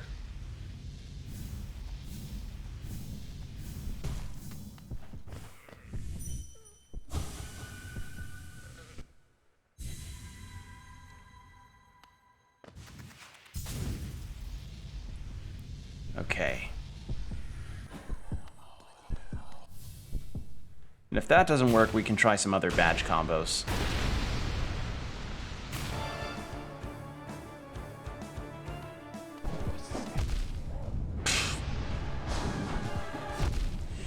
What happened? Where did my... What happened there, Will? Come on.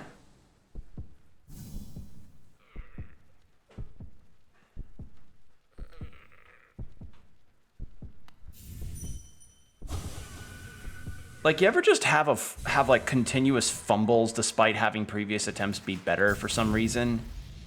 I don't know why that's happening to me tonight. I mean, worst comes to worst is that we just revisit this fight later. And we can probably just do fight against the Prince Zote.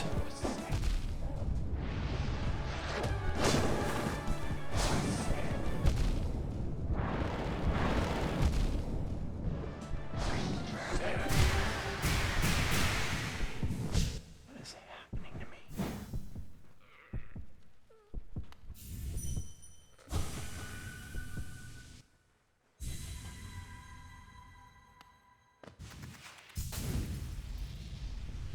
Yeah, I'm not going to spend the whole stream attempting to beat this fight.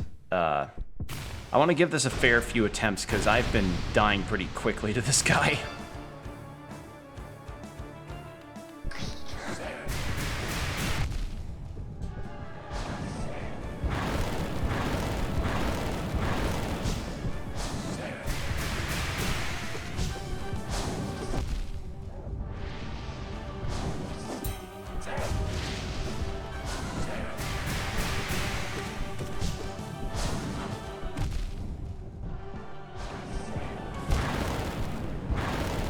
I'm not really afforded a lot of opportunities to heal up.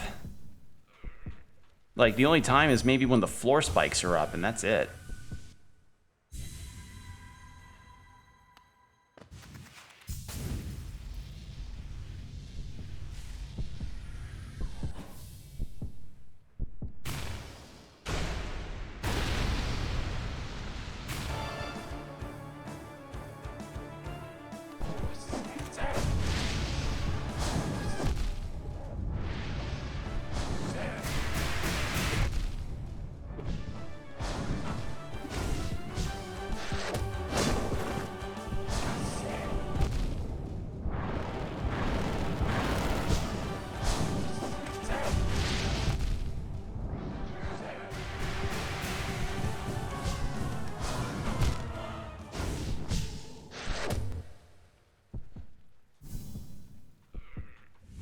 Alright, I think I'm getting it. I think I am.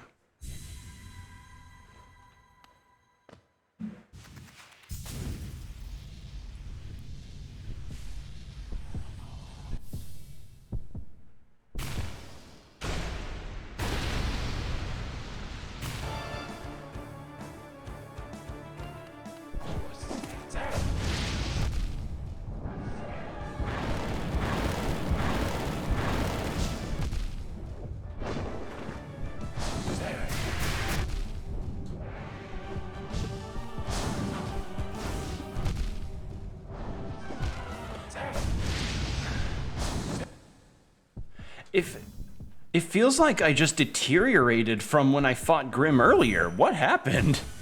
Is it his faster patterns? I'm for some reason just I'm not. Huh.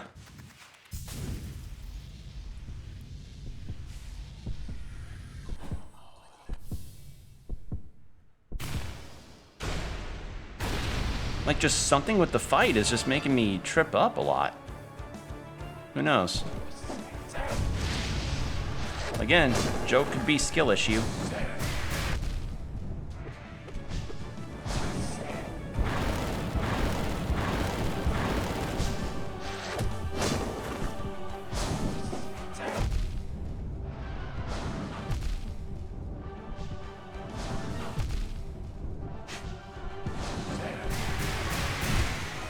Yeah, that was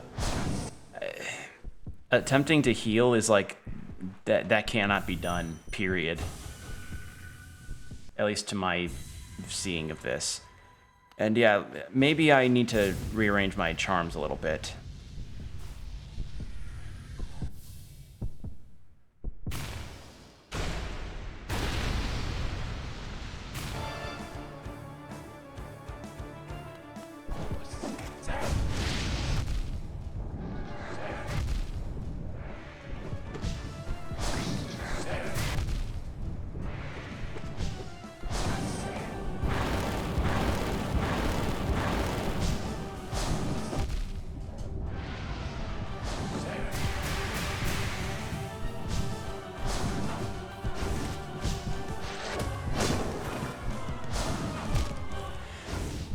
I was trying to dash to the right.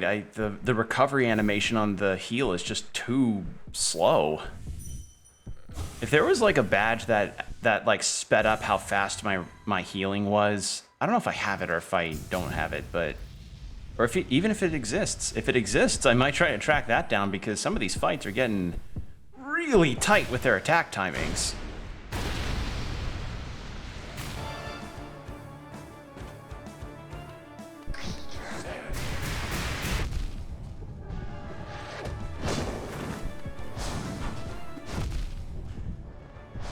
I'm also missing a lot of my attacks for some reason. All right, I'm swapping some badges around. This is not working. And I think I probably have to keep my little companion with me to even access this room. So yeah, I think maybe one thing I can do is check my nail. Yeah, one of the nail master things. Mark of Pride can go away and be replaced with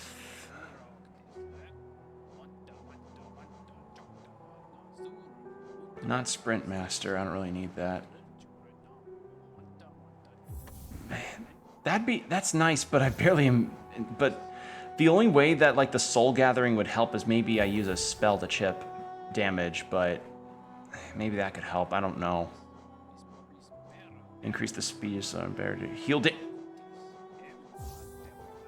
I do have it. Okay. Maybe that'll help. Like, just in general.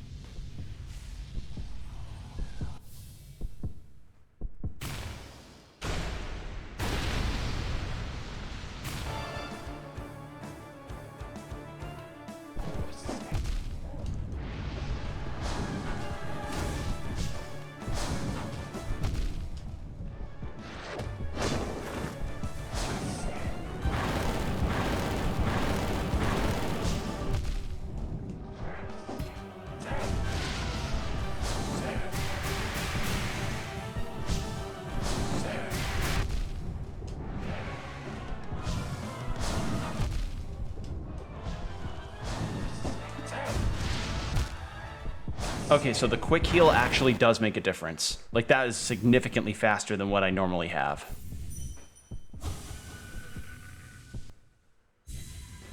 Alright, I'm gonna do this last attempt and then probably do for Zod if I die again. Like, maybe I just straight up need to save this fight for a little later.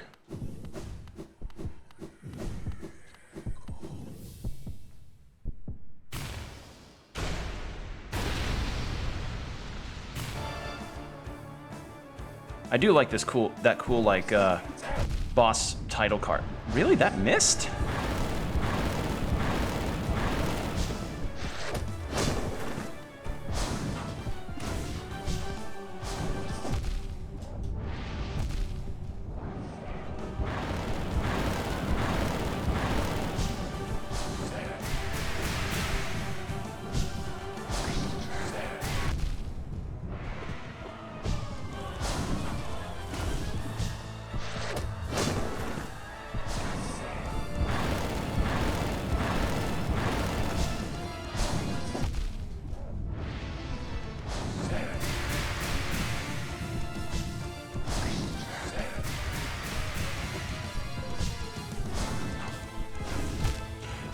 I am missing my attacks for some reason.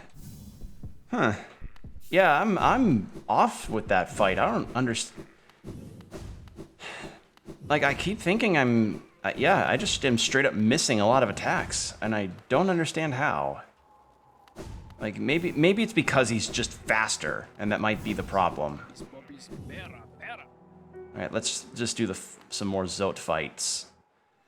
Maybe that'll get me some more Dream Nail stuff. If it does, that'd be fantastic, because I don't know where any more Dream Warriors are.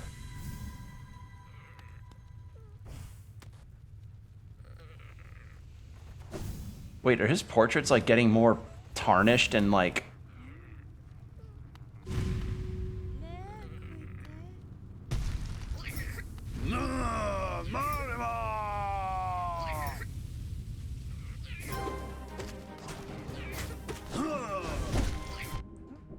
Oh, they're not flying this time.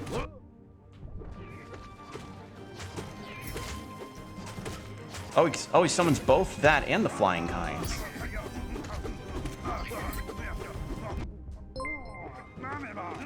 Holy shit. Laserpuff VT, thank you for the raid. Hello. Laser Raid. Hey, Raiders. How's it going? Welcome to the stream. My name's Will. I guess you could call me a variety streamer. I stream games somewhat on the regularly basis. Forgive my faux pas on the words there. And yeah, we're just kind of a chill, sort of laid-back area. So yeah, watch me get my ass beat by Zote. We're just playing some Hollow Knight, and we're getting fairly close to the end game, I believe. So I'm just taking care of some stuff that can help me out in end game. But yeah, thanks for raiding. What were you playing, or what were you doing on your stream?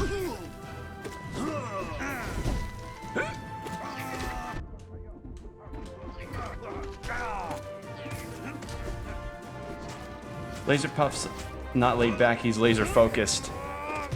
Yeah. I kind of need some of that laser focus myself.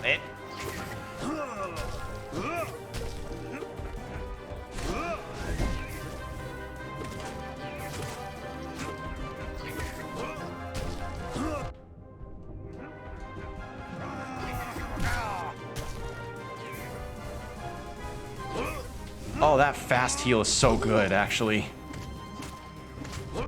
Ow. We were playing Super Mario Odyssey. Nice! That's a good one. Was it a first time playing situation, or are you a Mario Odyssey veteran? Oh, you have new attacks. Are you playing this on PC or console? I am playing this on PC. And the thing is that my control system's kind of weird right now because my controller, which is like based on an Xbox One controller, the D-pad on it's been kind of acting funny. So if I hit left on the D-pad, there's a chance that the click won't register, and my character will just stop, like randomly. So I've been using control stick, which for me on 2D games is not the most optimal way to play. So yeah, it's been a deal. I'm actually thinking about getting an 8-bit controller to use exclusively for 2D stuff on PC. First playthrough? Oh, cool. Well, hopefully you're enjoying that one. But you play some console games too, right? Do I remember that wrong? I do. I do play console games as well. I've got a PS5 and a Switch. It's just I've had this game on PC for a number of years now, and I haven't really fully played through it because I got a bit distracted with other types of games. Laserpuff, thank you for the follow, and thank you again for the raid. I really do appreciate it. Thank you for trusting me with your community.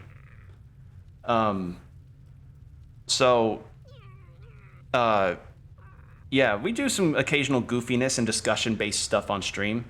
I was actually just earlier talking to chat about the first impression basis of a game and how sometimes a game can recover from its first release, but you know, the first time basis can still be a bit tough on its reputation. So like your No Man's Skies and your Cyberpunks, and that was related to in the event that Silk Song ever comes out, and if that ends up not measuring up or is like a not so good release, just we like to have those kinds of discussions, and then occasionally I do things like this.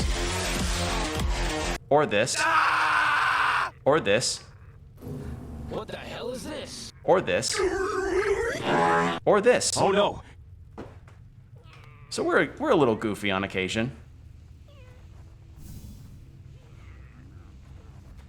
But yeah, I do have consoles that I can play on. I've had this game on PC for the longest time, so it's the platform that I'm choosing to play this with.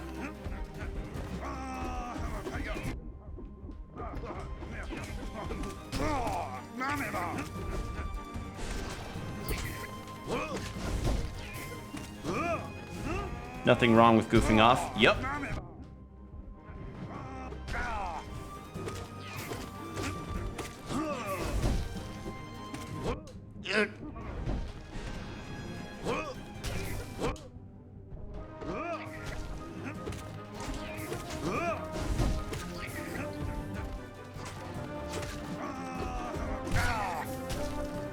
Heal up. I was also giving a webtoon recommendation because one of the bosses in this game gives off a similar energy to a webtoon that I've been keeping up with, as its releases have been going on week by week.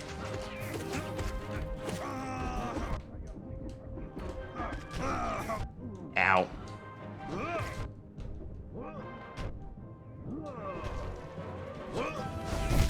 Yeah, this was a bad attempt. I am trying to get to let go of Hades. I want to play something else, but it keeps pulling me back in. Oh. Well, that's not a bad problem to have, but I do understand what you mean, because I initially got Hades when it was in early access back in 2019? No. Like early 2020, around the time of one of the updates that came through. And that game basically became like,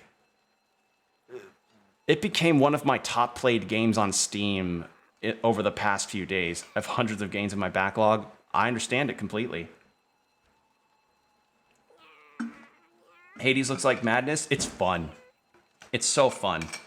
And honestly, all of Supergiant's other games, the devs that made Hades, like their other games are also ones that I would recommend highly. And there's actually a big publisher sale going on right now for Hades, Pyre, Bastion, and Transistor. All games made by Supergiant. All games are highly regarded, and all I'd highly recommend.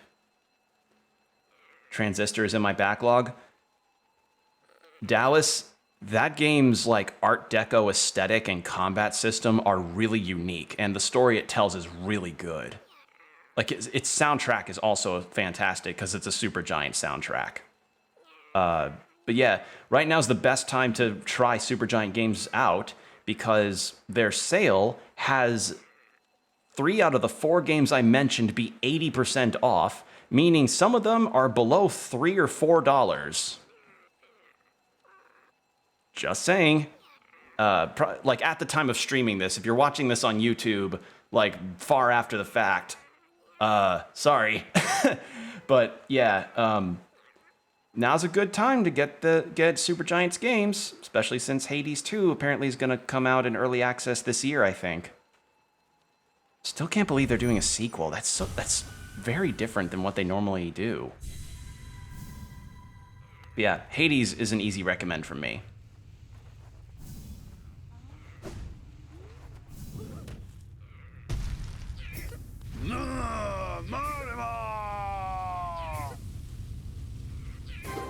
Why do you want harm on Laserpuff? He's so innocent and pure. Don't give him the Hades drug. One of us. One of us. One of us. Don't tempt me. I'm still working on my backlog as well. There's really good character designs of the Greek gods that are far more mythologically accurate than most of popular media. Just saying. They say Heracles instead of Hercules. There's also a really cool representation of a poly romance that you can do in the game. Just saying.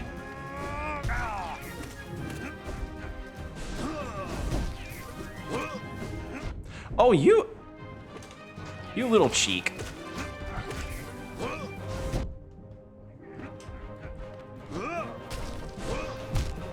Yeah, that was a bad one.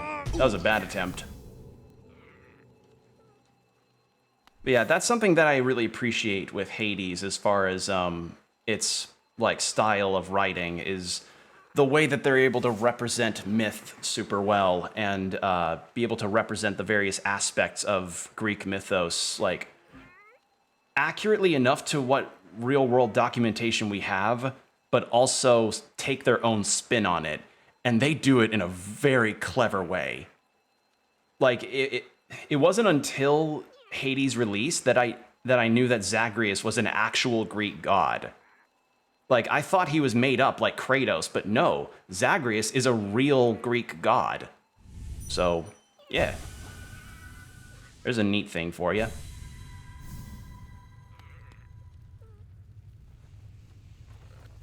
He exists? Yeah, he exists. He is a real Greek god. If my memory serves correctly, he's a god of hunting and rebirth, which honestly is kind of fitting considering the game's a roguelike. I better go to the temple. Yeah, I would worship him. He's cool.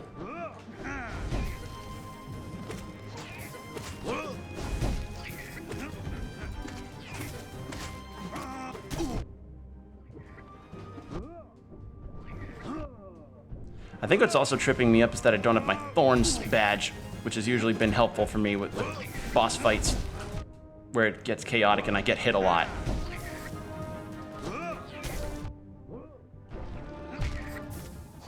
Sometimes I wish that the old gods didn't go out of style. Yeah. As far as I know, the only representation of the old gods appeared in that movie Cabin in the Woods. Remember that movie? Unfortunately, we only have Viking tombs and Asgard temples over here. I mean, nothing wrong with those. Viking stuff's cool. I wouldn't be raving about Vinland Saga as much as I have if I didn't think Viking stuff was cool.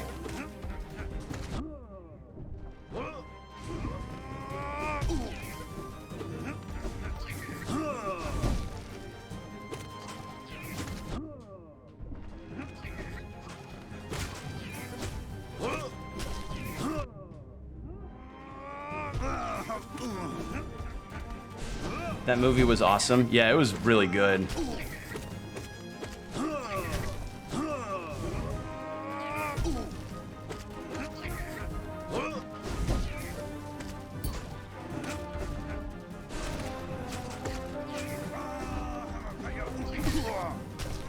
Heal. That little fly shit. Which movie? Cabin in the Woods. I'm not gonna really say anything as far as the story, outside of it starts out with some young adults. I don't know if they're adults or if they're meant to be like the teen archetypes, but they're these characters going to a cabin in the woods to vacation for a little while. And that's all I'll say.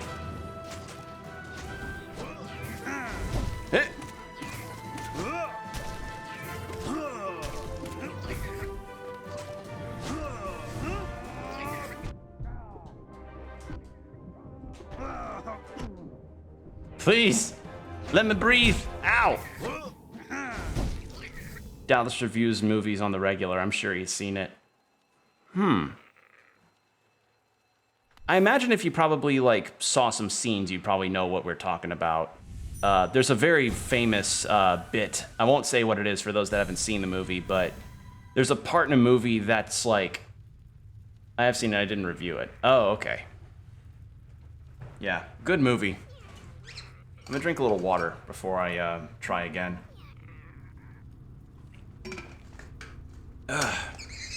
Stay hydrated, people. Because it's getting to be summer and it's getting to be like spring and summer seasons in our area, so it's getting warm and stuffy.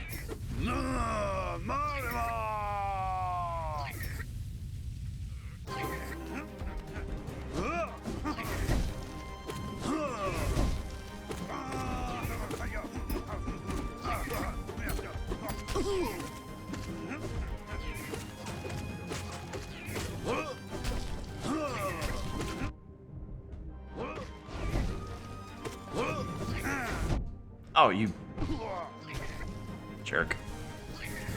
There. I need to not hop when on this guy unless he's doing unless he does that move of doing the sword wavy. Like this.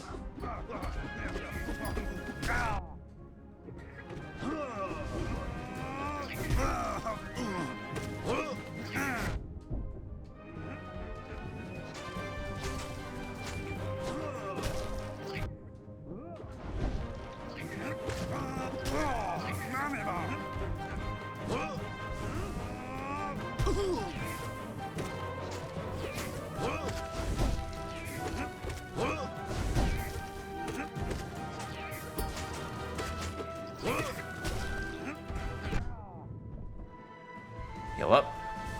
I have to see Knock at the Cabin. Is that a Knock at the Cabin? Isn't that starring that guy that plays Drax in the Guardians of the Galaxy movies?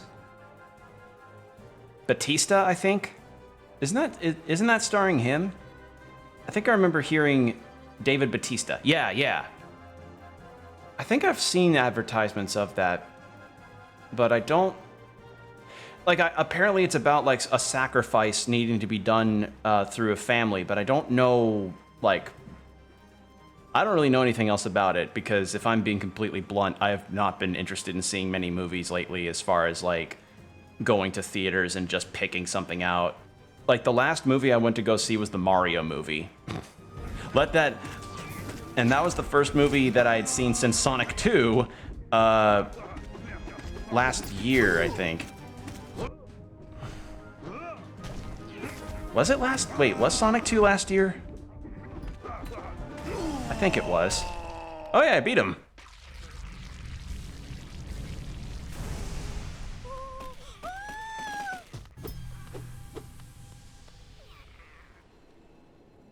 Mario was the first for a long time for me as well. Yeah. Like nothing against the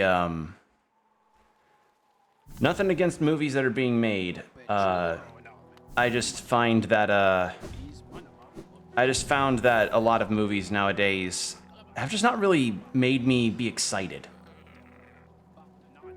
And yeah, Mario movie's good. I liked it. I found it to be a nice 6 to 7 out of 10 movie. Like Chris Pratt as Mario did not offend me as much as I thought it would, and I'm not even sure if I would really say offend. He wasn't as bad as what I imagined he would be or what others thought he would be.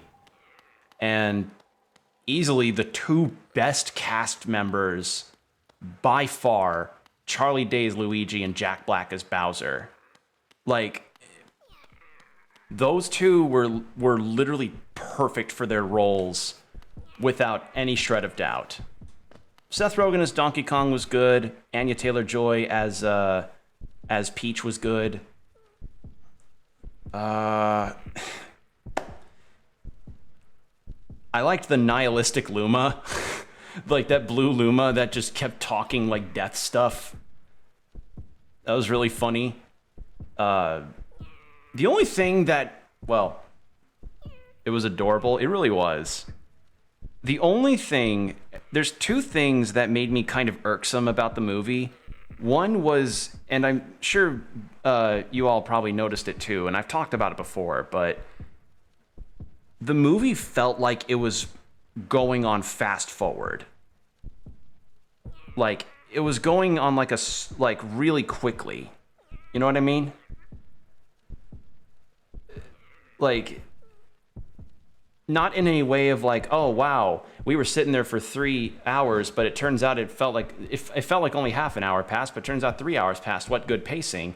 It was more like, wow, it feels like I'm watching a movie that had some extra things that could have been added and helped, because Mario movie was like hour and a half, I want to say, and it felt that way because it felt that way, but not in a good way.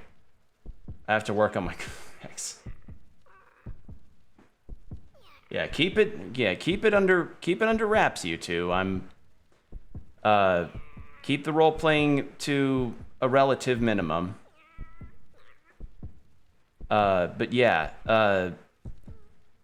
the deal about the movie was just I felt like it could have used maybe a few extra scenes or something to, one, help the runtime a little bit, and two, to just make it feel like it didn't, like, things were cut out, like, noticeably so.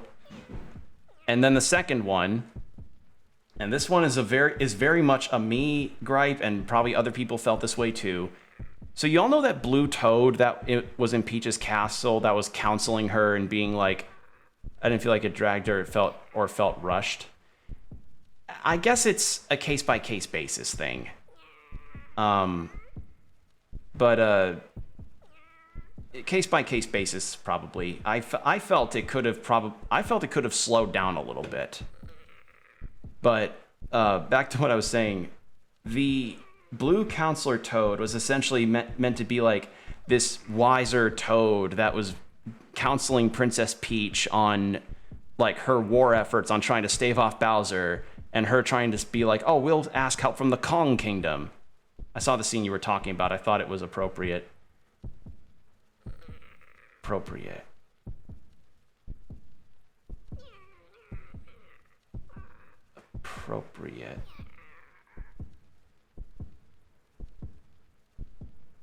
Okay.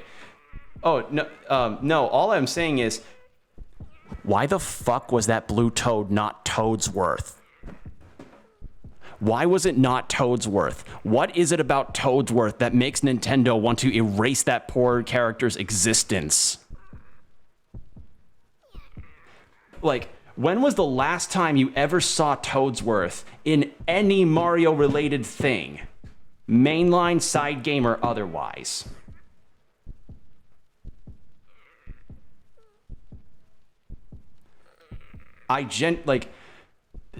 Because it felt like he was such a staple character back in the GameCube era. You know, he was in the Mario and Luigi games. He was in Paper Mario Thousand Year Door. He was in he was in Mario Sunshine. But it felt like after the Wii era, or around the Wii era to Wii U, he just vanished. He's just gone. He's just not in anything anymore. Like he had a run, and they just didn't use him for the Mario movie where he would have been perfect. Just saying. It's like, why? Why, Nintendo? Why do you choose to erase these interesting character designs that you've had for years, or not reused interesting character designs that were used in previous ones? Fawful, for instance. Like, I'm not even that much of a Mario fan, and I feel like Mario's, like, interesting cast of characters is just getting completely, like, thrown under the bus in terms of representation in modern Mario stuff. Like, I'm so old school that I don't accept that Mario and Luigi look different from each other than in color. It helps visually distinct them. Mario's stature versus Luigi's, I don't mind it. I like that it adds a bit of character to both of them. But yeah, like I'm just of the mind, I don't like lanky Luigi. That's fair. Like, I don't mind lanky Luigi, because something that helps add a bit of character is the way that they're built in terms of, like, their height or their muscle build. So, yeah. Anyway, I'm gonna stop talking for a second because I'm trying this guy again. And by try, I mean completely What is up with me?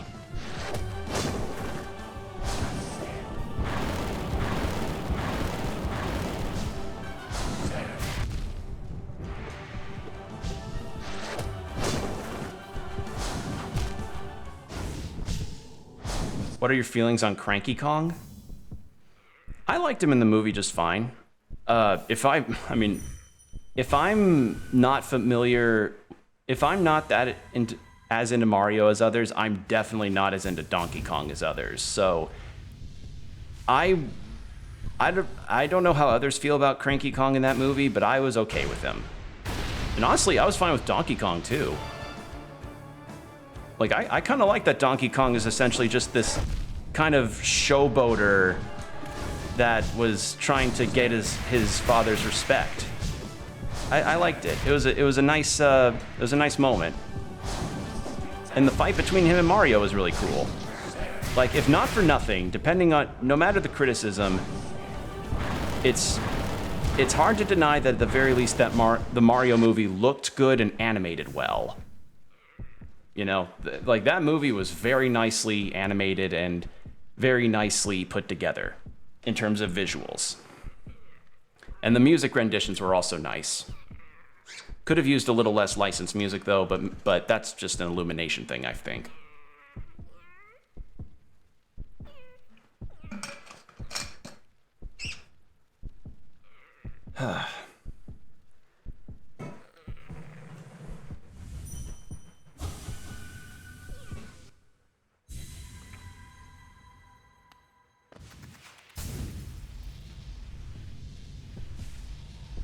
All right.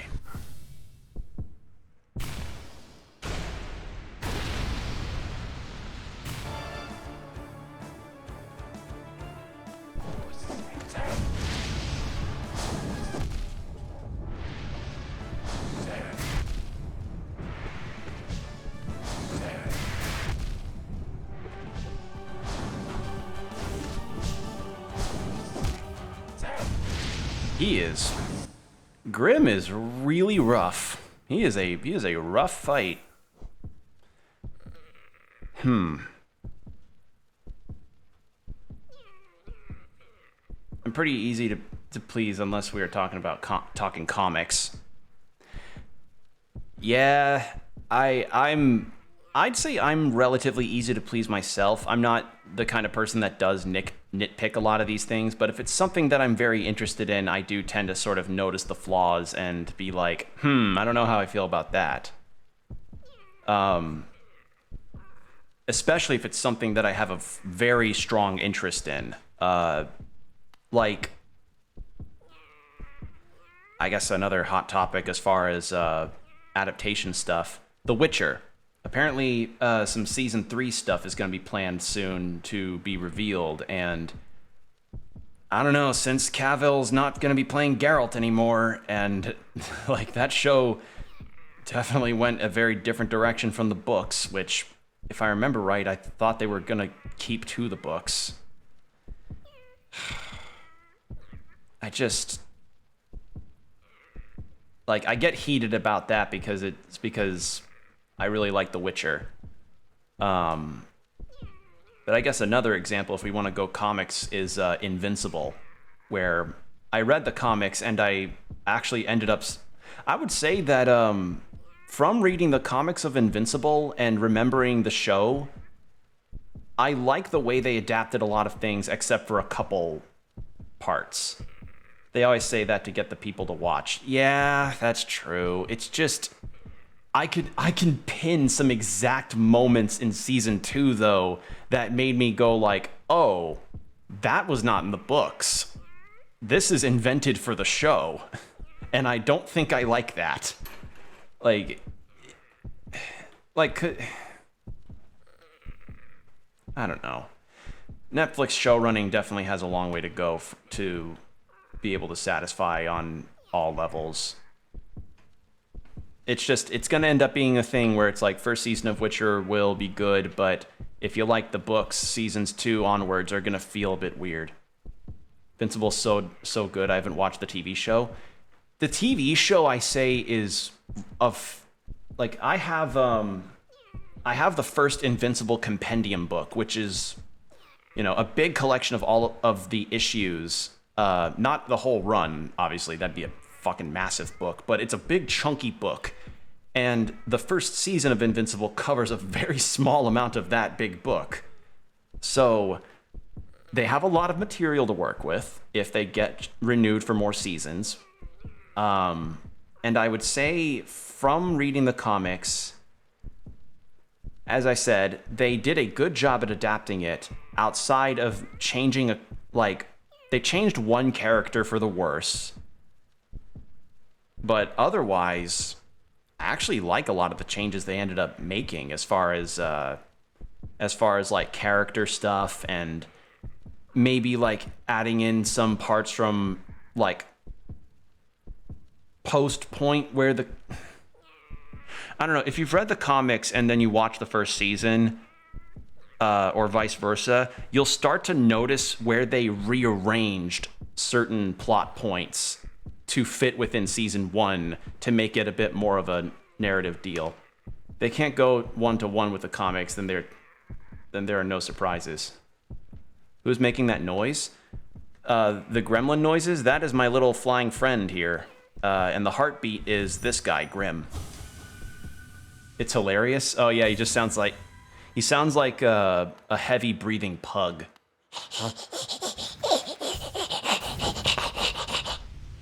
Just kind of sounds like a really overly excited dog.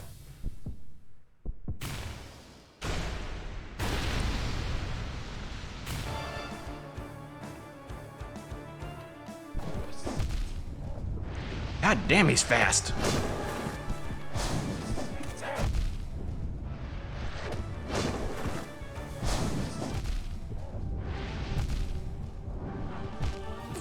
That was... I need to get used to his faster movements. It's weird, because I actually did manage to beat his, like, prior form where he was just the circus master. But this is just his moveset with a couple bells and whistles added on and an increased movement speed.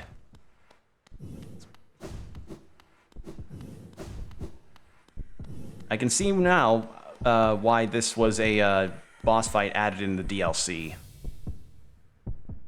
I imagine if this was a main game fight that you encountered this early on, people would be feeling fairly sour towards it.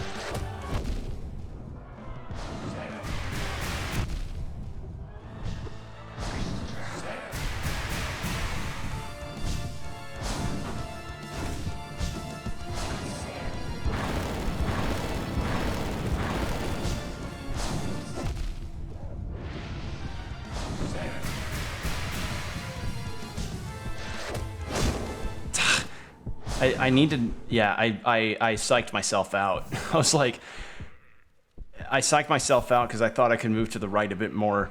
I was wrong.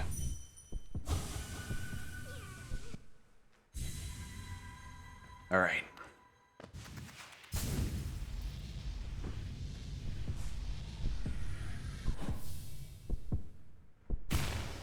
All right, everyone, you have a good stream. Work will be here before I know it. Thank you for dropping by, Laserpuff. Thank you again for the raid, and hope the rest of your night is good. Yeah. So, yeah, have a good one.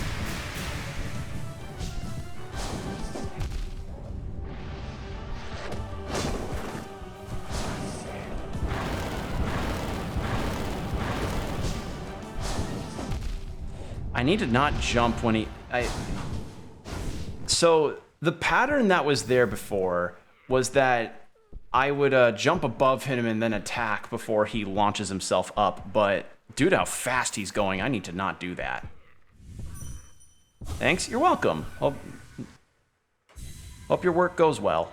Hope you have a nice and stress-free work day.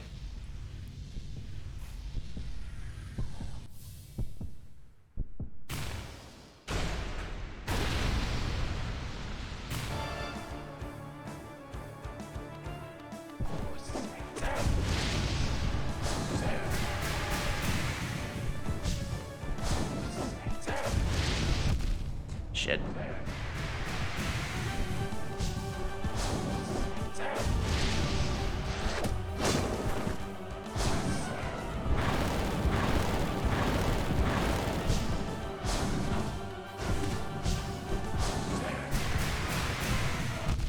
Shit.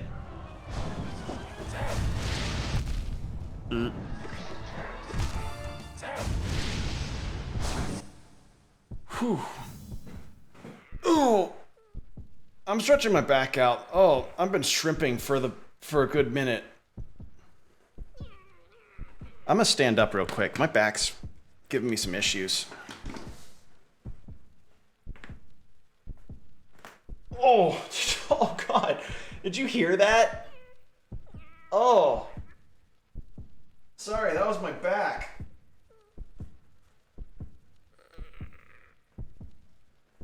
Oh. Oh. I saved you from stretching for free. I appreciate that. Oh God, I feel like I just wrung my spine like a towel. Whew. Oh, that actually felt really good. Oh. Okay. Now that I'm stretched up and properly popped, let's try this again.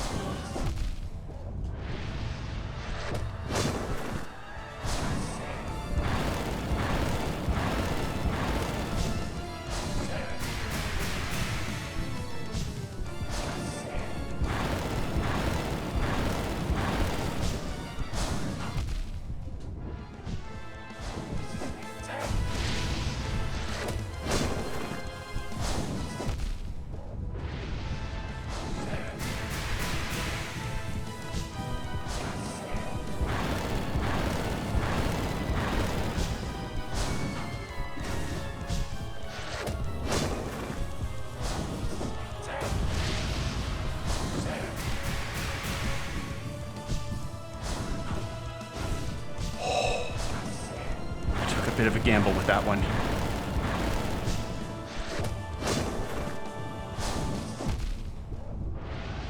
Ah, shit.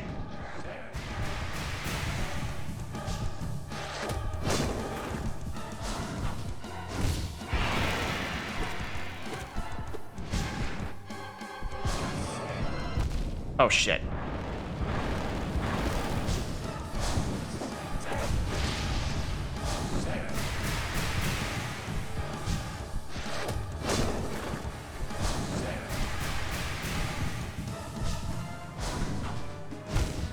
Ah, that was okay. Yep. Whew, I think I found my pattern. All right, let's do this.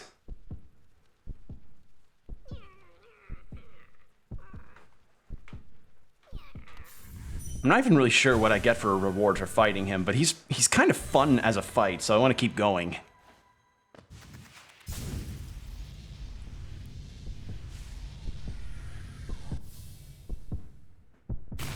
Okay.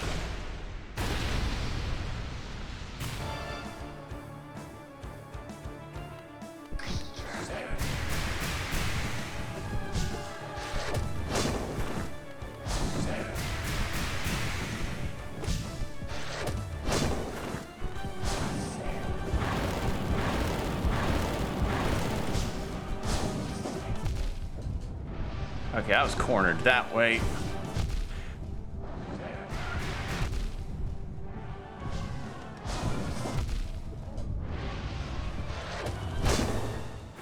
Well. Ah!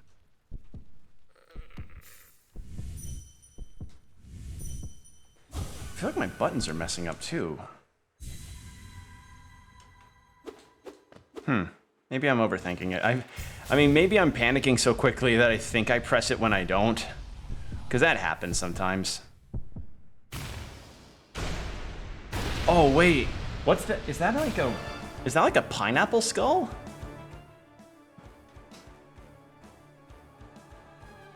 Pineapple's rip. That's a cool emote.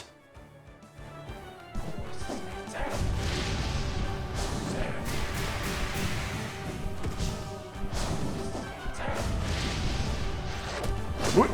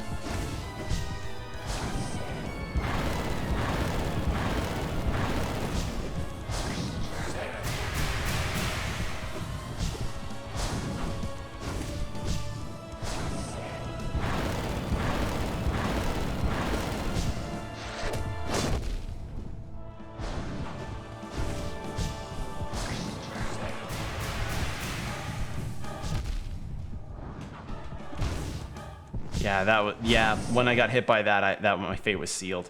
It's a deceased pineapple. It's a nice emote. That's a good emote.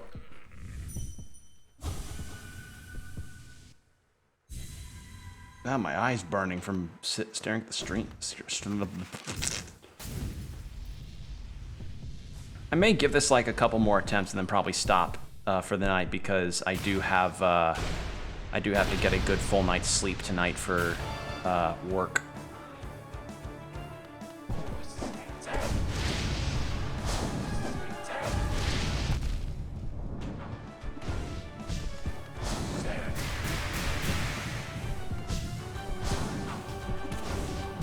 I also have an automaton emote. I remember when those things were like really strangely like everywhere, but then like they kind of stopped being relevant. That doesn't count, that attempt. Or do I have two? Those are cute. Those are cute emotes.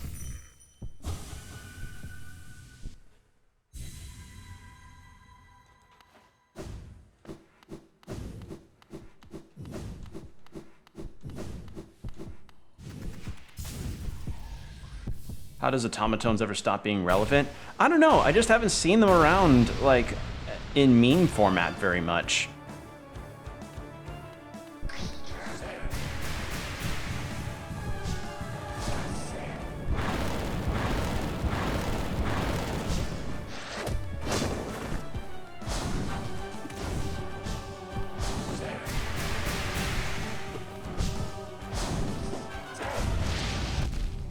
I need to not move right too much on that one. Ah, shit.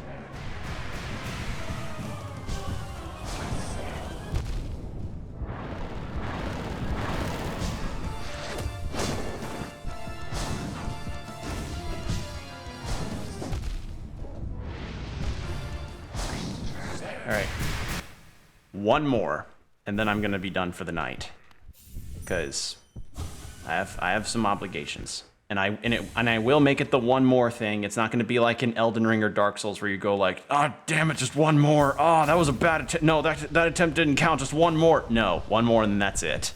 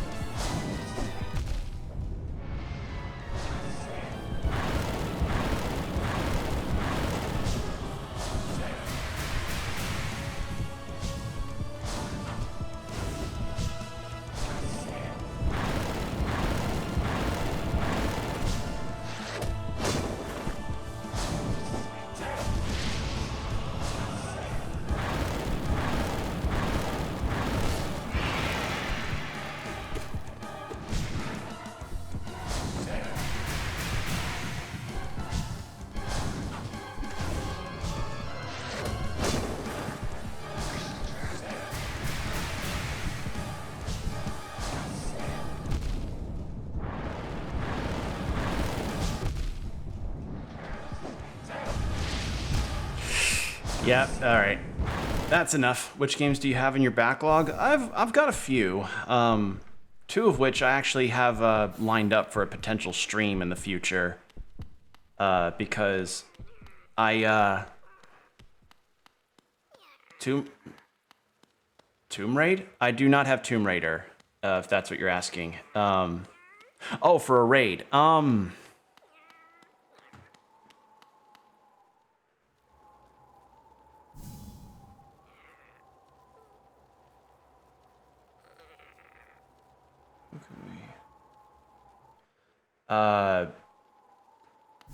We'll see on the raid. But yeah, that was probably the best attempt I'm gonna have in the night. But I wanted to cut it short because I do have. Are your plans secret? I can let you know. So right now, my current schedule format is with Hollow Knight, Demon Souls, which I'm close to finishing that. Castlevania Aria of Sorrow, and Octopath Traveler 2. That game's gonna be a long one, so that's gonna be a staple for a little while.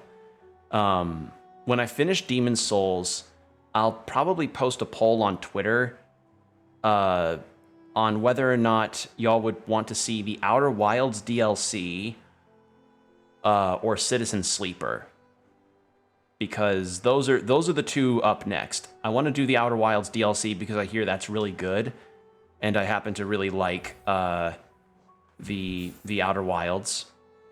Really excited for the fact that they're planning on making a Lego set.